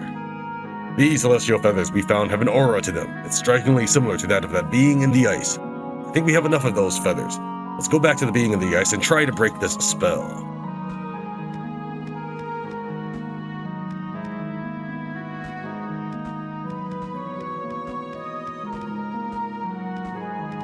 Saw a chest on the other side of this wall. Of course we're gonna go get it. Get some steel. Somehow they produce steel here in the Age of Dinosaurs. I know. There you had these super keepers, the tenders of the tree or something. Among the noble celestials were Raven, the all-knowing, Bear, the strong, Ox, the unyielding, Wolf, the fearsome, Stag, the kind, Eagle, the grandiose, Peacock, the clairvoyant, Lion, the just, Dolphin, the swift, Salamander, the ever-changing, Toad, the resourceful, Squirrel, the astonishing. Praise them every day. I noticed that they had the Toad, Wolf, Eagle, and Lion in there. Mega Potion. We could still use a mosquito.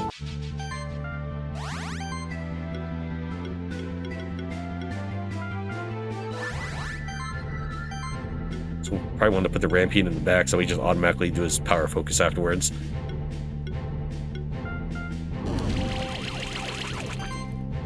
Then we'll power focus.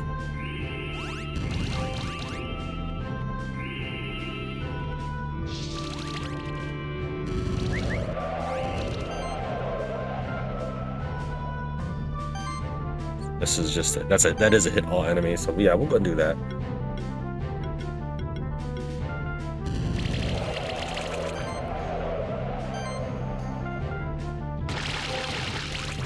And then we'll hit them with a shred. Toasted. Alright, we got our rare, or we got our gray egg. Let's go and hatch that one.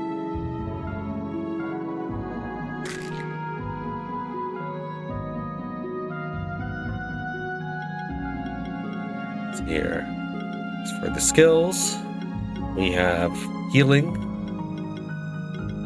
Heal for, okay, so what? You hit him and you heal. I guess that is a mosquito thing to do. Mana, multi-weakness, mana overload, so he's mana-based, weakness-based. Whenever I debuff or harmful stack is removed from ally, also heal and shield them by 100. Okay. Mana-based. Was more of a wizard kind of dude. Ancient Nectar, heal all allied insects and ancients by 7% of their own max health at the start of every turn. You start combat with age.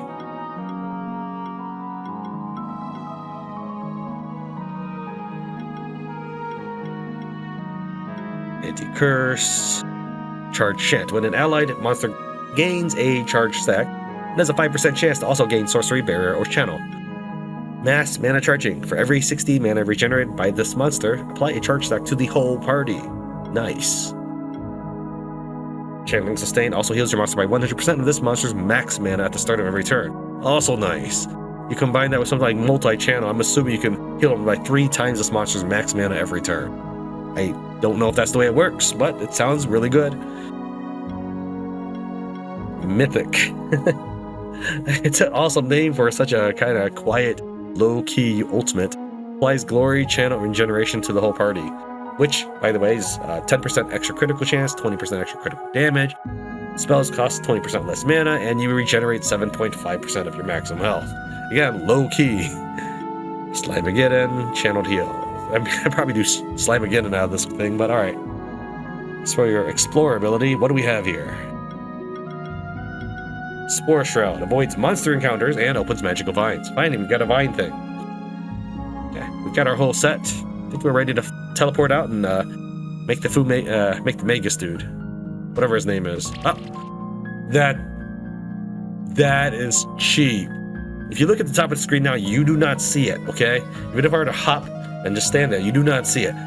It is positioned perfectly to kill you like that. That is so cheap. Real people, before they jump, would be able to look above them, but no, not in this game, no. You just end up just slapping your head into a whole cliff of spikes. Thanks, game.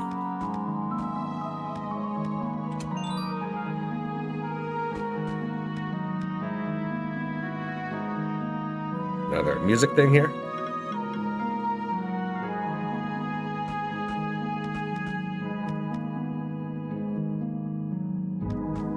Go ahead and try out this party. So let's swap these guys in, and we'll be right back as soon as I finish positioning them. We'll swap out the Triceratops and get this guy geared up. We are situated and ready to roll. I made him maximum mana. It's 786 mana. I don't know if it's gonna work the way I think it does, but I want to see. Can I make my team just regenerate health out the wazoo? I don't know what a wazoo is, but it probably sounds painful. You probably get that looked at.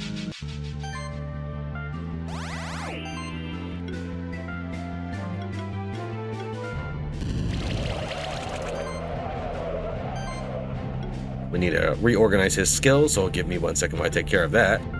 And we decided I've gone ahead and just placed it as mythic. All right, power focus.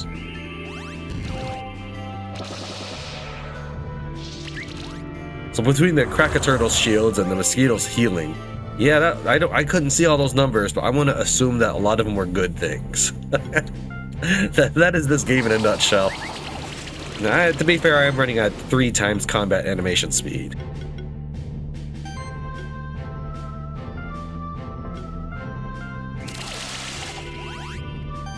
I did the single target action so that I could get the heal application of my passives there. Again, just trying to ramp up my combo meter. Glowfly is an old monster from Ancient Woods or something.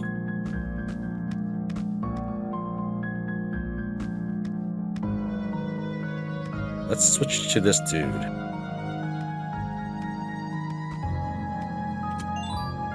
Oh, since kind of felt a sense of vertigo there for a second as I was landing on the place with the chest.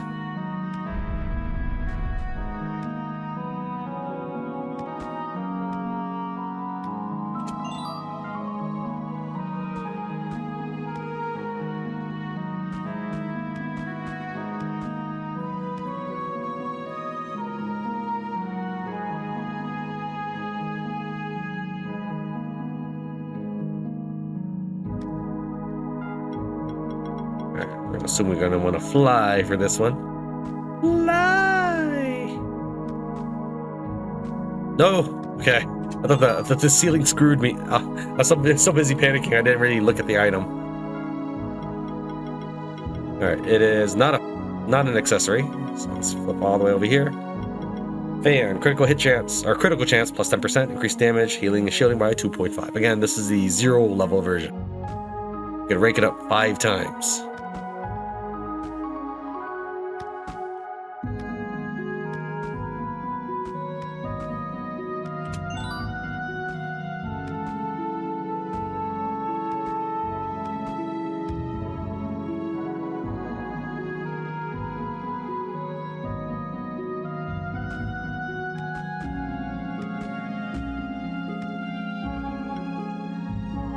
Oh, well, we're here. Why don't we finally move these two? There we go.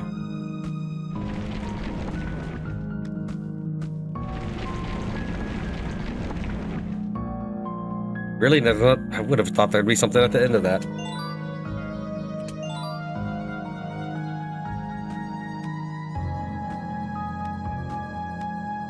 Chest down there. Gold.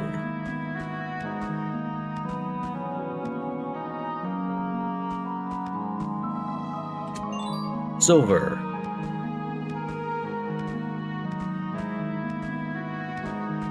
Looks like we're back in Horizon Beach.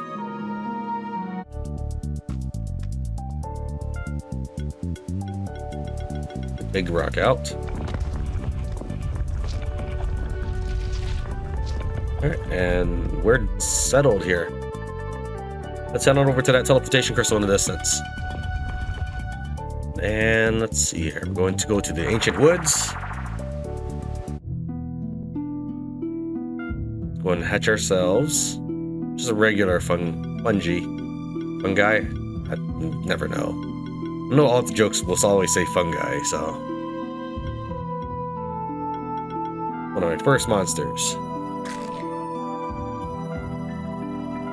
And then evolve, present the catalyst. I present to you this druid soul. And I shove it into this Fumagus, or what will be one. Alright, let's take a look at him. We've got shielding abilities, restoration abilities, neutral arcane, Remove enemy buffs. Alright, that's a quality one right there. Not too impressed with these right here. Mass restore, sure, I suppose. It can have its uses. Imagine if you were to PvP, this would be what you need. Weakness to a single enemy. Weakness to many enemies. Remove debuffs to a single target. And apply weakness to 2 enemies. Alright, I mean, I gotta say, I like this, and I'm okay with this. The rest, I could take it or leave it. They might as well just feel like random skills to me. But, like with everyone else, we will go ahead and give him a moment to shine. As far as ultimates, nothing special there either. Make sure there's nothing that jumps out. Hexing support. Whenever this monster spends a turn without attacking, apply a random debuff. Wow. I can waste a turn so that he gets a debuff on him. I mean, it's not a wasted turn. I could cast Restoring Shield, I suppose. I guess. Multi-weakness. Earth Allegiance. Okay, that's good. Yeah, this page is good. I like this skill page here. Mana proc, mana focus, buff corruption, lift rate. Alright, nothing really jumps out at us. Let me go ahead and gear this one up. And we'll place the turtle. I'm happy with the turtle's results. The mosquito hasn't really had a chance to shine. Rampede is just helping me clear the board. Well, yeah, we're gonna just put the turtle out for a minute. Then we'll take care of the Fumagus. Alright, I've equipped our Magus. Let's go ahead and swap these positions. Then we'll head on out and return to the ice cavern.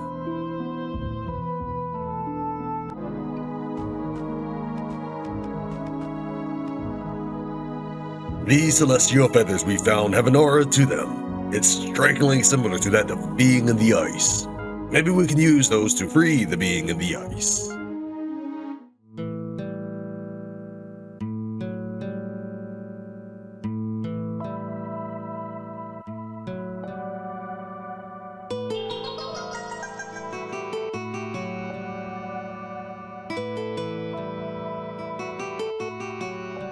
Bard, you have come for me after all these years.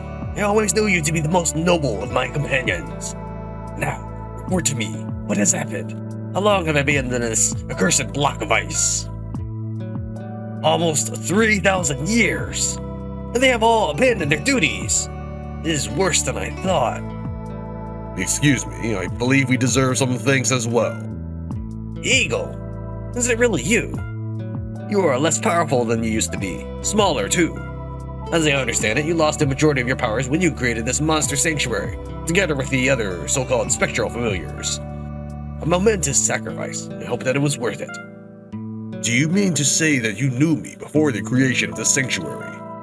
We were brothers in arms for many years, back when you are still known as the Celestial Eagle. Before we continue, I will have to test your mettle. I need to make sure that you will be a capable ally in the coming battles. I challenge you and your companions to a fight, Eagle. A keeper duel it is, then. Wow, okay, I was not necessarily ready for this, but I mean, do we break out the Old Faithful? That'd be funny. Sure, let's do it. This is really more of a commander assassination team, not a group assassination team.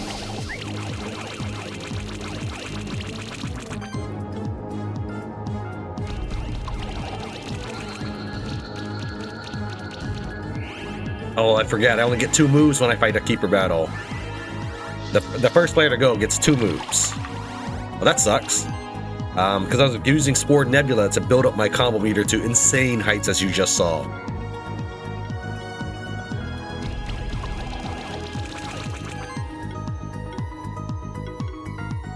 We can still do pretty well without it. Eat Flurry of Blows.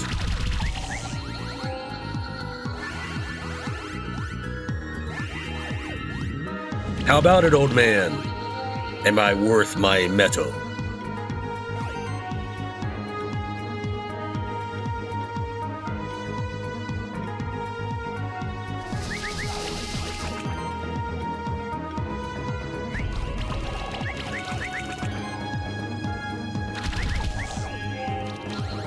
I haven't even Poison Eatered them yet. This is a group of enemies.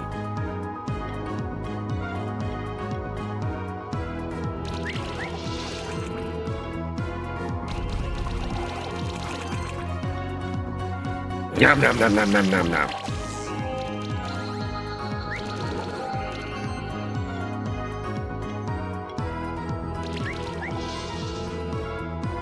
I mean, I guess I should have expected to have to enter a battle as soon as I revived somebody. I was just more worried if my sick voice was going to be able to handle all the dialogue. That's really what I was worried about. I've been hacking up along between dialogues, and of course I edit that out. Not bad. That human attendant of yours is quite talented. Let me proceed then. I was about to tell you more about the Celestials of old. I, myself, was the loyal attendant of the Celestial Raven. You may call me Wanderer. You might have come across the World Tree. A gigantic tree, unlike any other on this world, not far from here. That tree was planted on this world millions of years ago. At that point in time, the only living beings here were the Celestials. You were there as well as the Celestial Raven and many others, most of which have been forgotten by history long ago. One day, the Celestial Ravens looked to other worlds and saw a variety of life that was completely unlike the Celestials of our world. So the Celestial Raven traveled to one of those worlds and used his beak to steal away a single seed. It brought the seed back and planted it in our world. The Celestials nurtured the seed until it grew into a majestic tree and became the World Tree. The World Tree had a miraculous effect on our world. All of life as we know it evolved thanks to this World Tree. Not only did it lead to the creation of simple organisms and animals, but also the evolution of monsters and humans. All of the magic used by monsters and spell-wielding humans also springs forth from the World Tree. Although there might be very few humans left who know how to tap into this ancient magic. The Tree of Evolution was grown from one of the World Tree's seeds. As I understand it, its magic was used during the creation of the Sanctuary. The Sanctuary was created around the Tree of Evolution, which happened to be above the World Tree itself. The Earth shifted during the Sanctuary's creation, opening a passage to this area, which had been sealed by one of the World Tree's tenders. She believed that she could protect the World Tree from outside influences by sealing this area away. That was around 2,000 years ago. The World Tree tenders were a group of humans who tended to the World Tree. I was somewhat of a leader to them. After I was sealed away in this ice, they abandoned their duties. Over many generations, all knowledge of this World Tree seems to have vanished from this world, forgotten by humankind. The World Tree is still central to our world, however. If the World Tree ceased to be, all of life would wilt with it. Bard, my loyal companion, has scoured the world for centuries to find a way to undo the curse of ice that had befallen me. It only recently found the passage of this area that had opened when the monster sanctuary was created on top of it. It awaited the arrival of someone who would aid it in undoing the curse of ice. It happened to be you and your human attendant. You are the first outsiders to step foot here in 2,000 years. We need to make haste. Monsters, mindless as most of them are, have been gnawing at the World Tree's bark and roots. I will attend to its trunk. My magic hasn't left me yet. I should be able to heal it. I task you, as well as your human attendant, with the elimination of a dangerous monster that is presently gnawing at the World Tree's roots. You can find the roots underneath the World Tree itself, of course. Here, let me bestow a gift to you. Obtained Bard Egg. A bard of your own. Besides being a most steadfast companion, it will also help you gain access to the World Tree's roots. Once you have dealt with the monster there, come back up to the World Tree. I will answer all remaining questions that you have about the Celestials then. That would be very kind, yes. You seem very knowledgeable about the distant past of our world. I am somewhat of a living fossil, after all. I wish you luck on your task. You're dealing with a monster strengthened by the chunks of the World Tree that has been eating.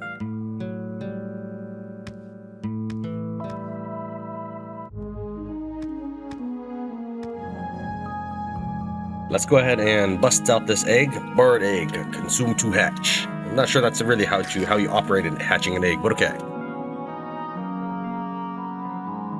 take a look at his abilities.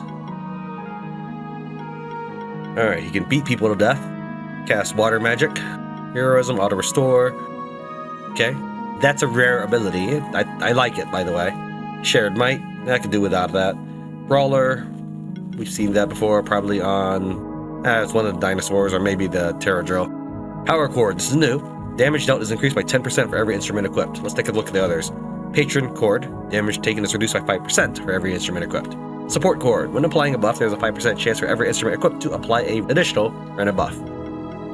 Aegis Cord, shielding skills are increased by 10% for every instrument equipped. Alright. Renewal, when a debuff or harmful stack is removed, heal and shield them. Alright, nothing fancy there. Menacing, heals target, a single target, and removes harmful stacks. Not debuffs, remember. Multi-Glory, Glorious Spark. Heroic Party, Multi-Might. Mighty Boost. When an allied monster gains might, they gain a shield equal to 100% of their attack, and one harmful stack is removed.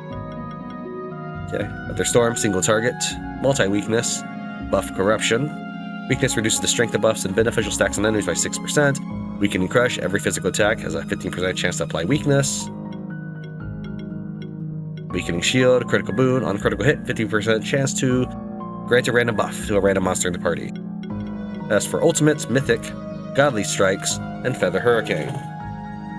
Alright, well, we'll have to fit him in our party just to check him out.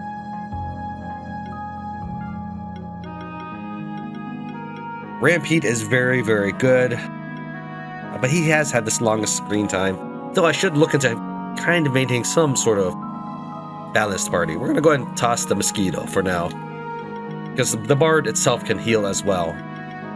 And I haven't forgotten the remaining areas of the world. The next time we reach a teleportation crystal, we'll be sure to check them all out. We've gone ahead and equipped them. I would have preferred to equip them stuff like the Warhorn, but we haven't gone around enchanting them yet. We only get him 3 instruments at the time being in the Grey Pearl, which is a fantastic ability for neutral shifted characters, so let's go ahead and give it a shot. Of course, we'll need to adjust his skills as normal. And there we go. So we'll start by just playing some music. Oh, alright, it just applies to 1 unit, that's right.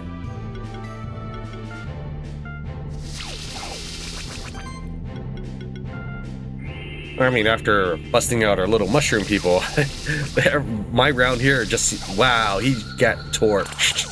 My round here seemed pretty lackluster.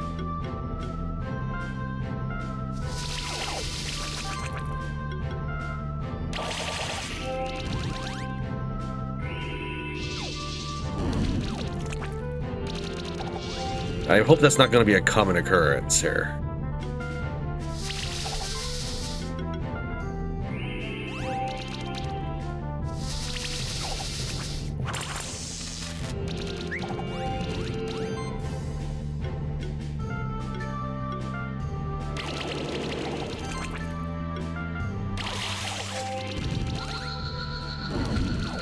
Alright, this is a little bit of a rough battle, but I'm sure, I mean, I'm not worried that we won't make it. That was really tough, though. That was really rough, though.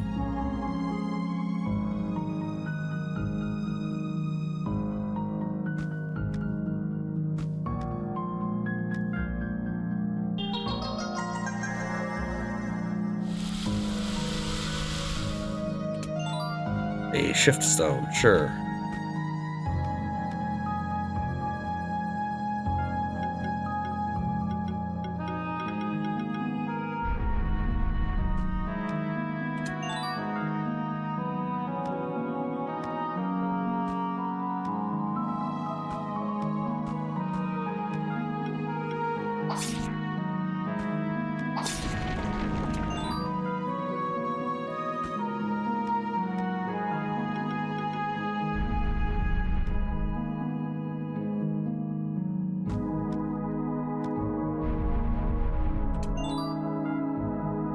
All that for some strawberries.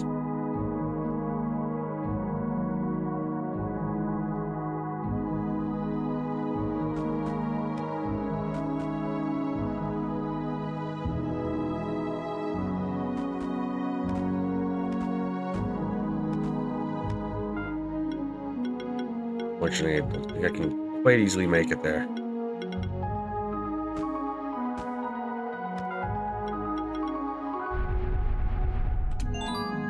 Okay, guitar +5. That's actually good. That is actual loot there.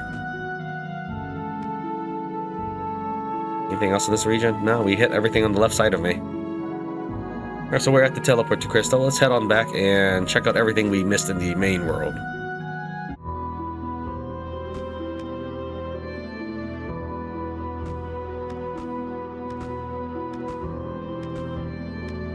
What's up, dude? Is it done? Have you defeated the monster that's gnawing at the World Tree's roots? No? You should make haste then. You can find the roots just below the area that we're in right now. The bard I bestowed onto you should allow you to open the passage to the murky depths underneath the World Tree. Alright, I mean, you could do it yourself too. Let's head on over to the first area.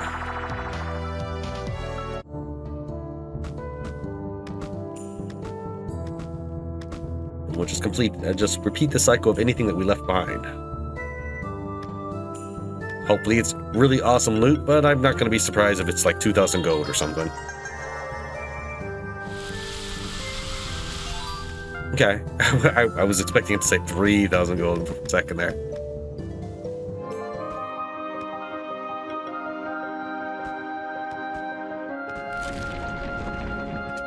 Shift stone, sure.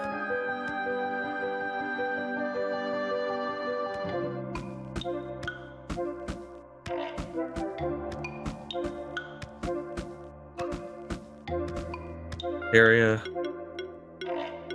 Mosquito dude.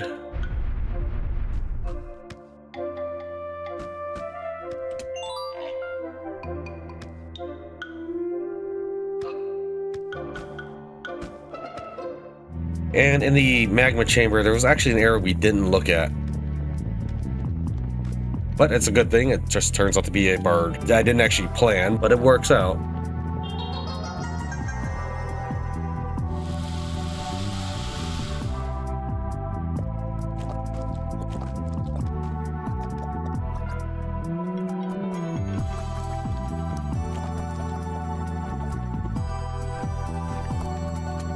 And we get a 3x reward box, 10. Okay.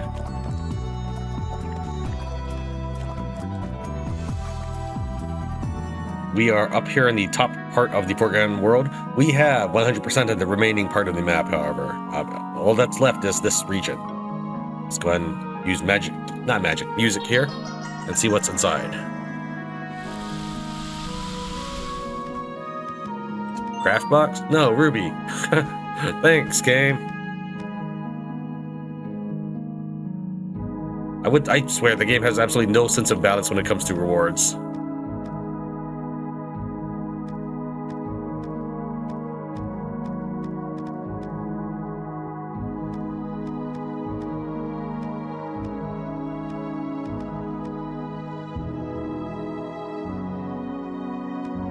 Alright, let's see if my conjecture was correct and we needed the ivy to go away.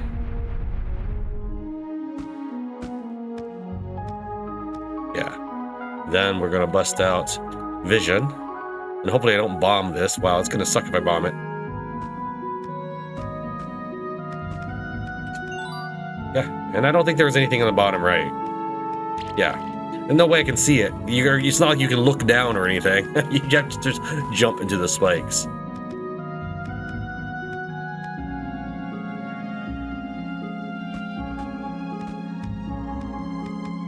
And I'm gonna guess I've been on the other side of this, but let's just check to make sure.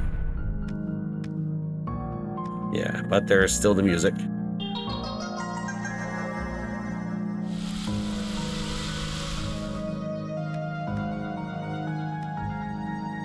Okay. We have music in the bottom. There's 2 areas. So let's just head down. I assume they both lead to the same region.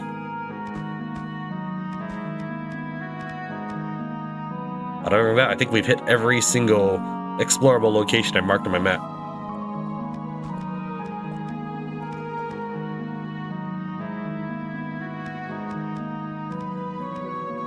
So we'll start with this side.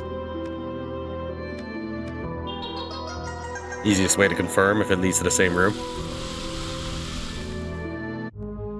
Not quite, but very close.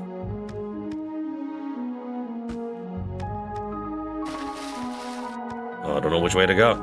Now let's try to tie these rooms together first.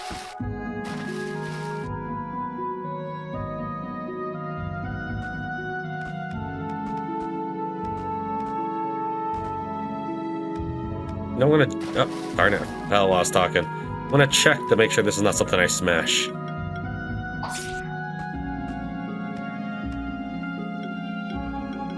Ah.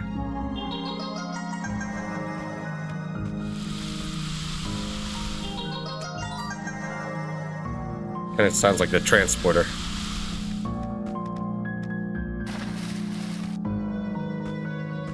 Does this go anywhere?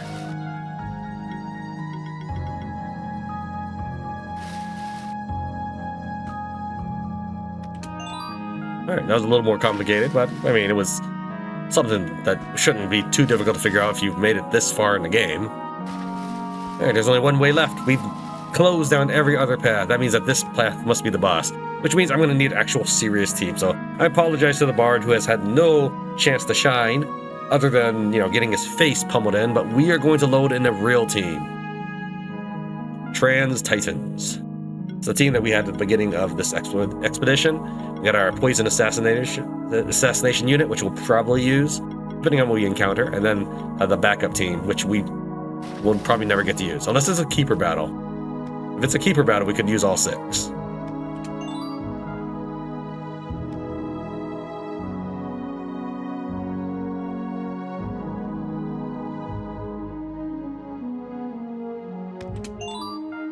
In orange. Okay, game.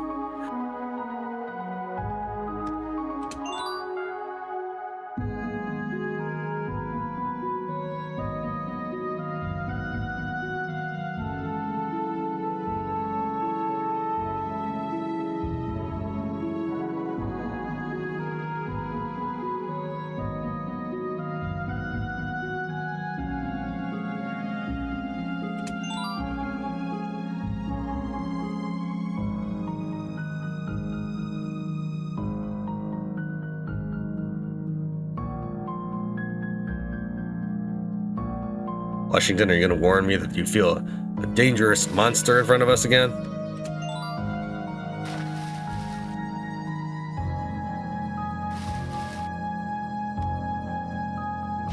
I was going to try to scout around him real quick, but okay.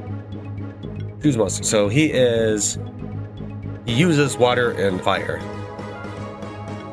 which means he does not like our mushroom people. That's tough for both of us.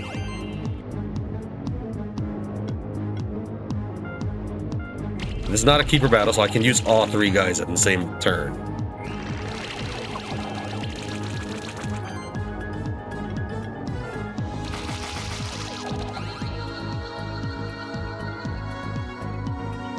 We get the Swallow, non-critical damage increased by 10%. Deep Stone, required to evolve certain monsters, probably create that guy. That's how these generally work. So I guess you take a Draconov and evolve in, sure. And then Reward Box X. You've ascended to Keeper Master rank. New items available at traders. Received Keeper Master costume. That must have been the champion monster that the Wanderer told us about. The World Tree's roots should be safe for now. Let's go back up top to the World Tree. The Wanderer should already be waiting there for us. I wonder if people are sad that I did it that way. I mean, I try to play the best I can, and sometimes that does mean that the enemy gets obliterated.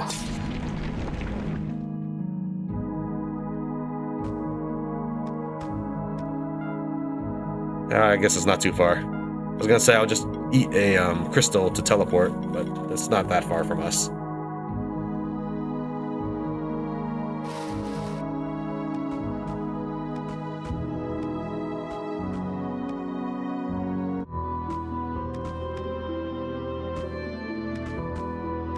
Piece of cake, old man. Is it done? Have you defeated the monster that's gnawing at the World Tree's roots? It is done. Is there anything else that we need to do for the World Tree? Do not worry. I already took care of the World Tree's wounds up here.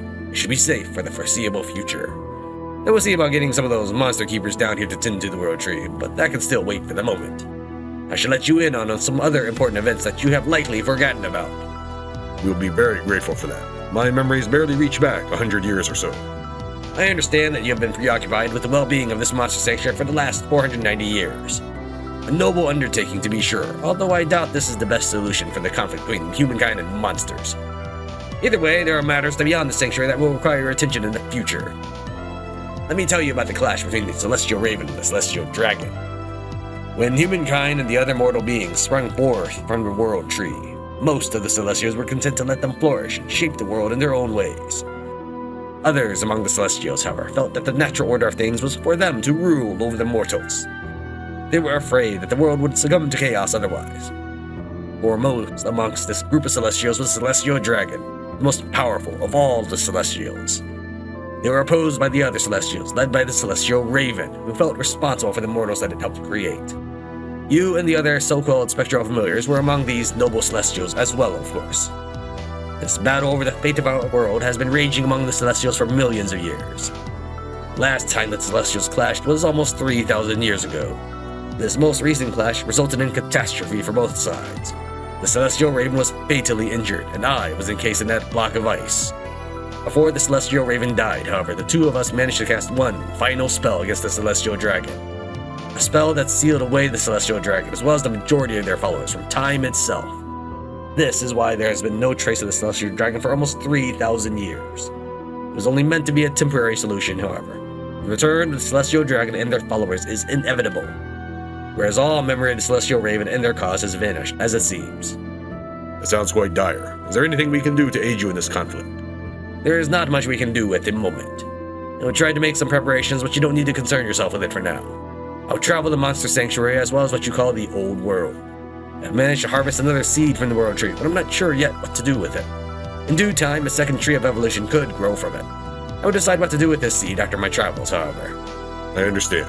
We will be here, taking care of the sanctuary in the meantime. Very well. Who knows? We might cross paths again in the future. Here, take this reward. For everything that you have done for me and the world tree. Obtained mandolin. I was expecting like 100 gold. Something ludicrous. Crit chance plus 4%. Healing skills increased by 10%. Greetings. I'm taking a moment here before setting off for my travels. Would you like me to repeat what I told you last time? No, thank you. And we have total completion at the top of the screen. Says there 100%. We are complete. We are done. We just need to hatch the last creature, which I guess means, I guess we'll have a drag. We have plenty of Draconovs, I guess.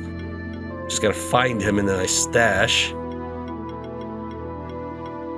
Where are you, little Draconov? It's not gonna be this far back, are you? I don't see. I'm sure he's there. I'll look at him in a second.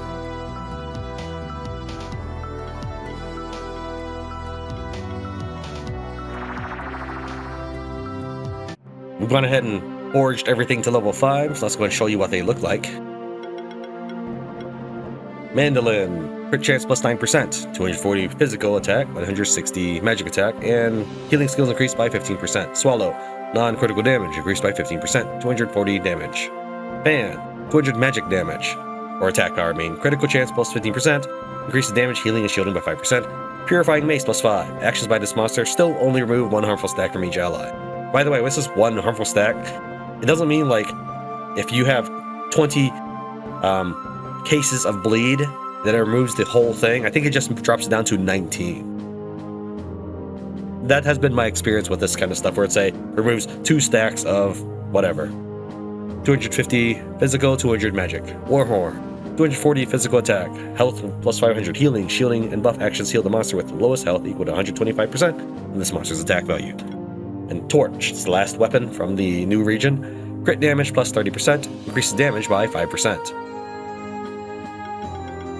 Lucky Clover plus 5, crit chance plus 9%, mana regeneration plus 20, 15% chance to gain a random buff when landing a critical hit.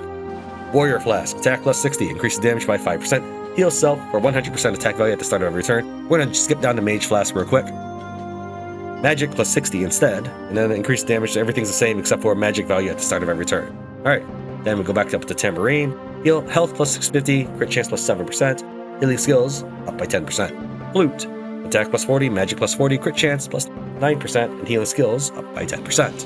And those are all the new weapons and accessories. Let's run over to the tree and figure out what we're going to do there.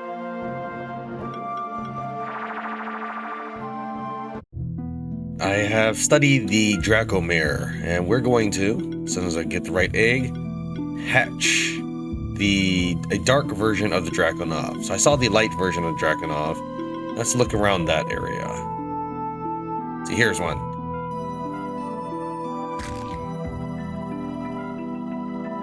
And we're going to call our creature, let's see, according to my notes, Xiao Long.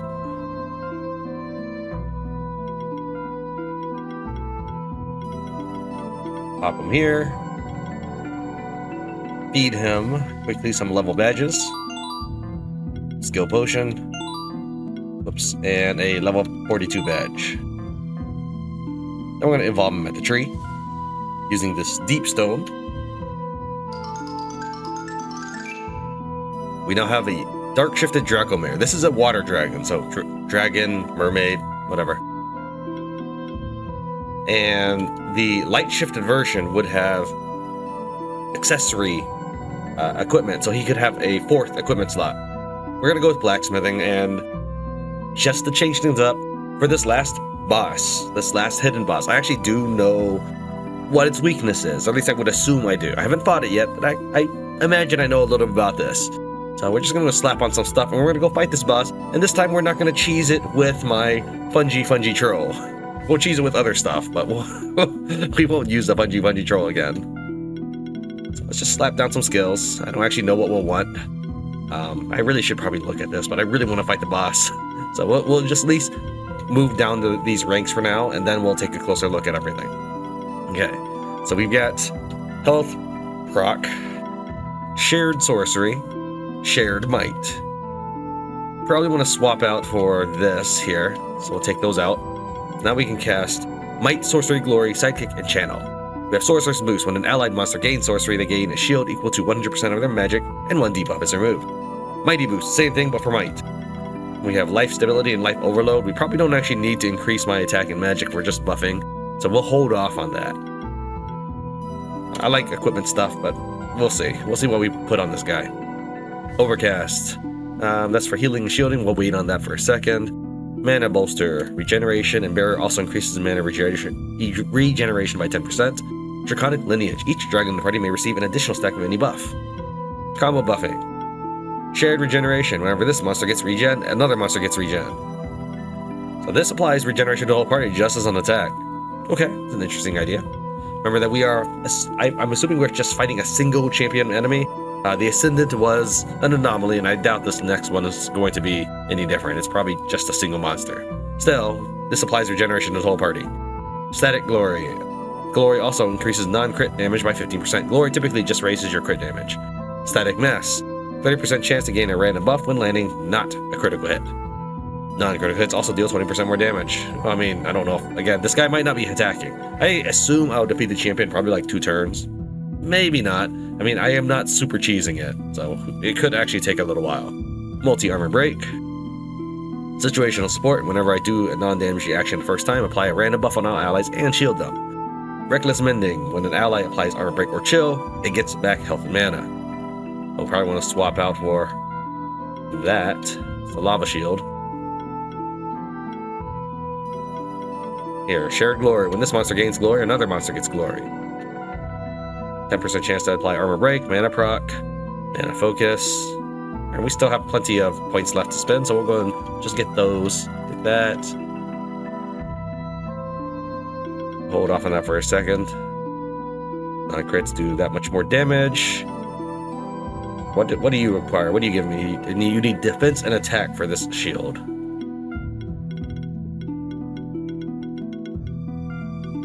Really? Defense and attack? Okay. And do I have a defense anywhere? I don't, but I do have another attack. Alright, that's probably what we'll use. We don't actually need that one right there.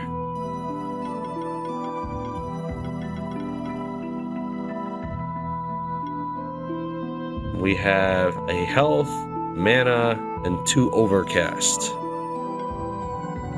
Well, we got 173 mana. We probably want to get more regen. I'm assuming. We'll hold off on that last point. Alright, and I'll equip them and stuff, but as we teleport. We are heading to the first area of the game. There is a hidden boss. He's not achievement associated or anything like that. In fact, by this point, I should have all the achievements. You head to where the 3 cat zerkers were. And there's a red portal.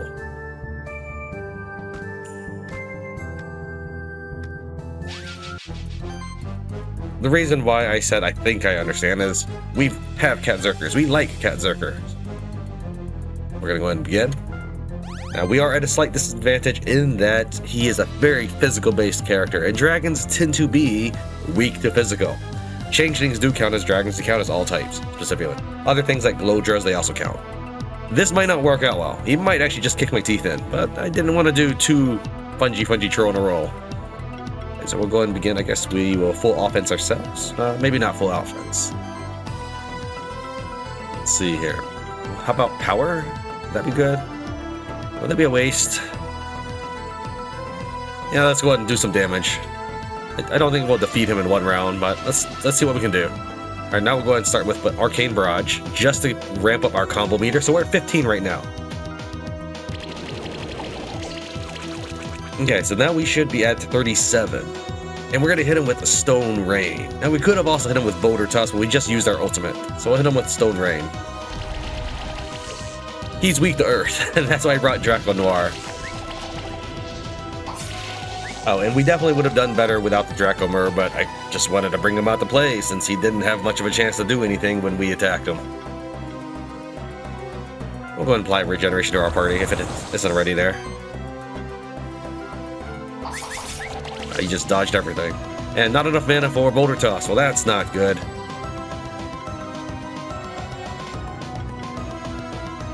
We use a low-level blind. That might save us a little bit of pain. That's a lot of pain we just took. How's my mana doing this time? Okay, we can do a Boulder Toss this round. Alright, this is it. Let's get the most combo meter we can get. So I guess we'll start with Sea Rage. He dodges everything. And then we'll hit him with Arcane Bolt, because that gives us a lot of combo. Now we're gonna Boulder Toss. Oh, that's not even doing enough damage right there.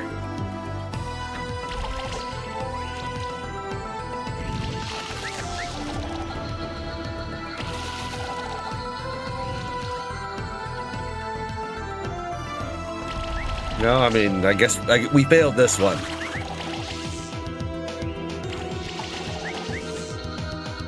Oh, that was painful. Okay, well, let's see how he does the Fungi Troll. Which, by the way, they cast Earth.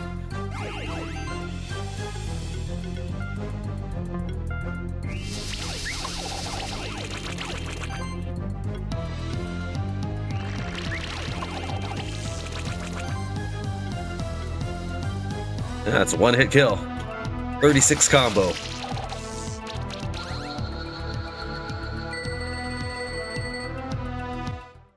Obtained 5x reward box, level 5. Obtained 5x reward box, X. I guess it's not 10 because it goes from 5 to 10. It's just X. Interesting. So it's just kind of a parallel universe because the map didn't really reflect anything different. That is Monster Sanctuary. We started our first episode in August of 2019. Here, 5 years later, in 2024, we bring it to a close. I'd like to thank you for joining me on this adventure. I'd like to thank everybody who's come out to watch me play Monster Sanctuary. I know that my voice is a little bit off, but I hope that I still was able to provide you the same high standard of excellence and quality content that I do with our videos by editing out the fat. So thank you very much for watching Tran Wins Monster Sanctuary. And I'll see you in the next series.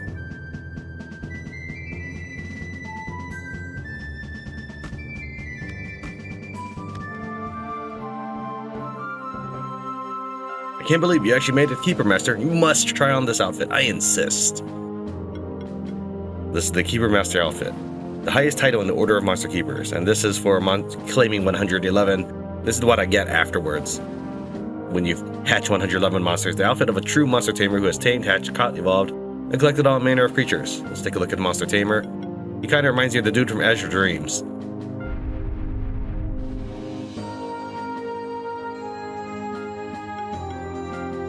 This is the Keeper Master, huh?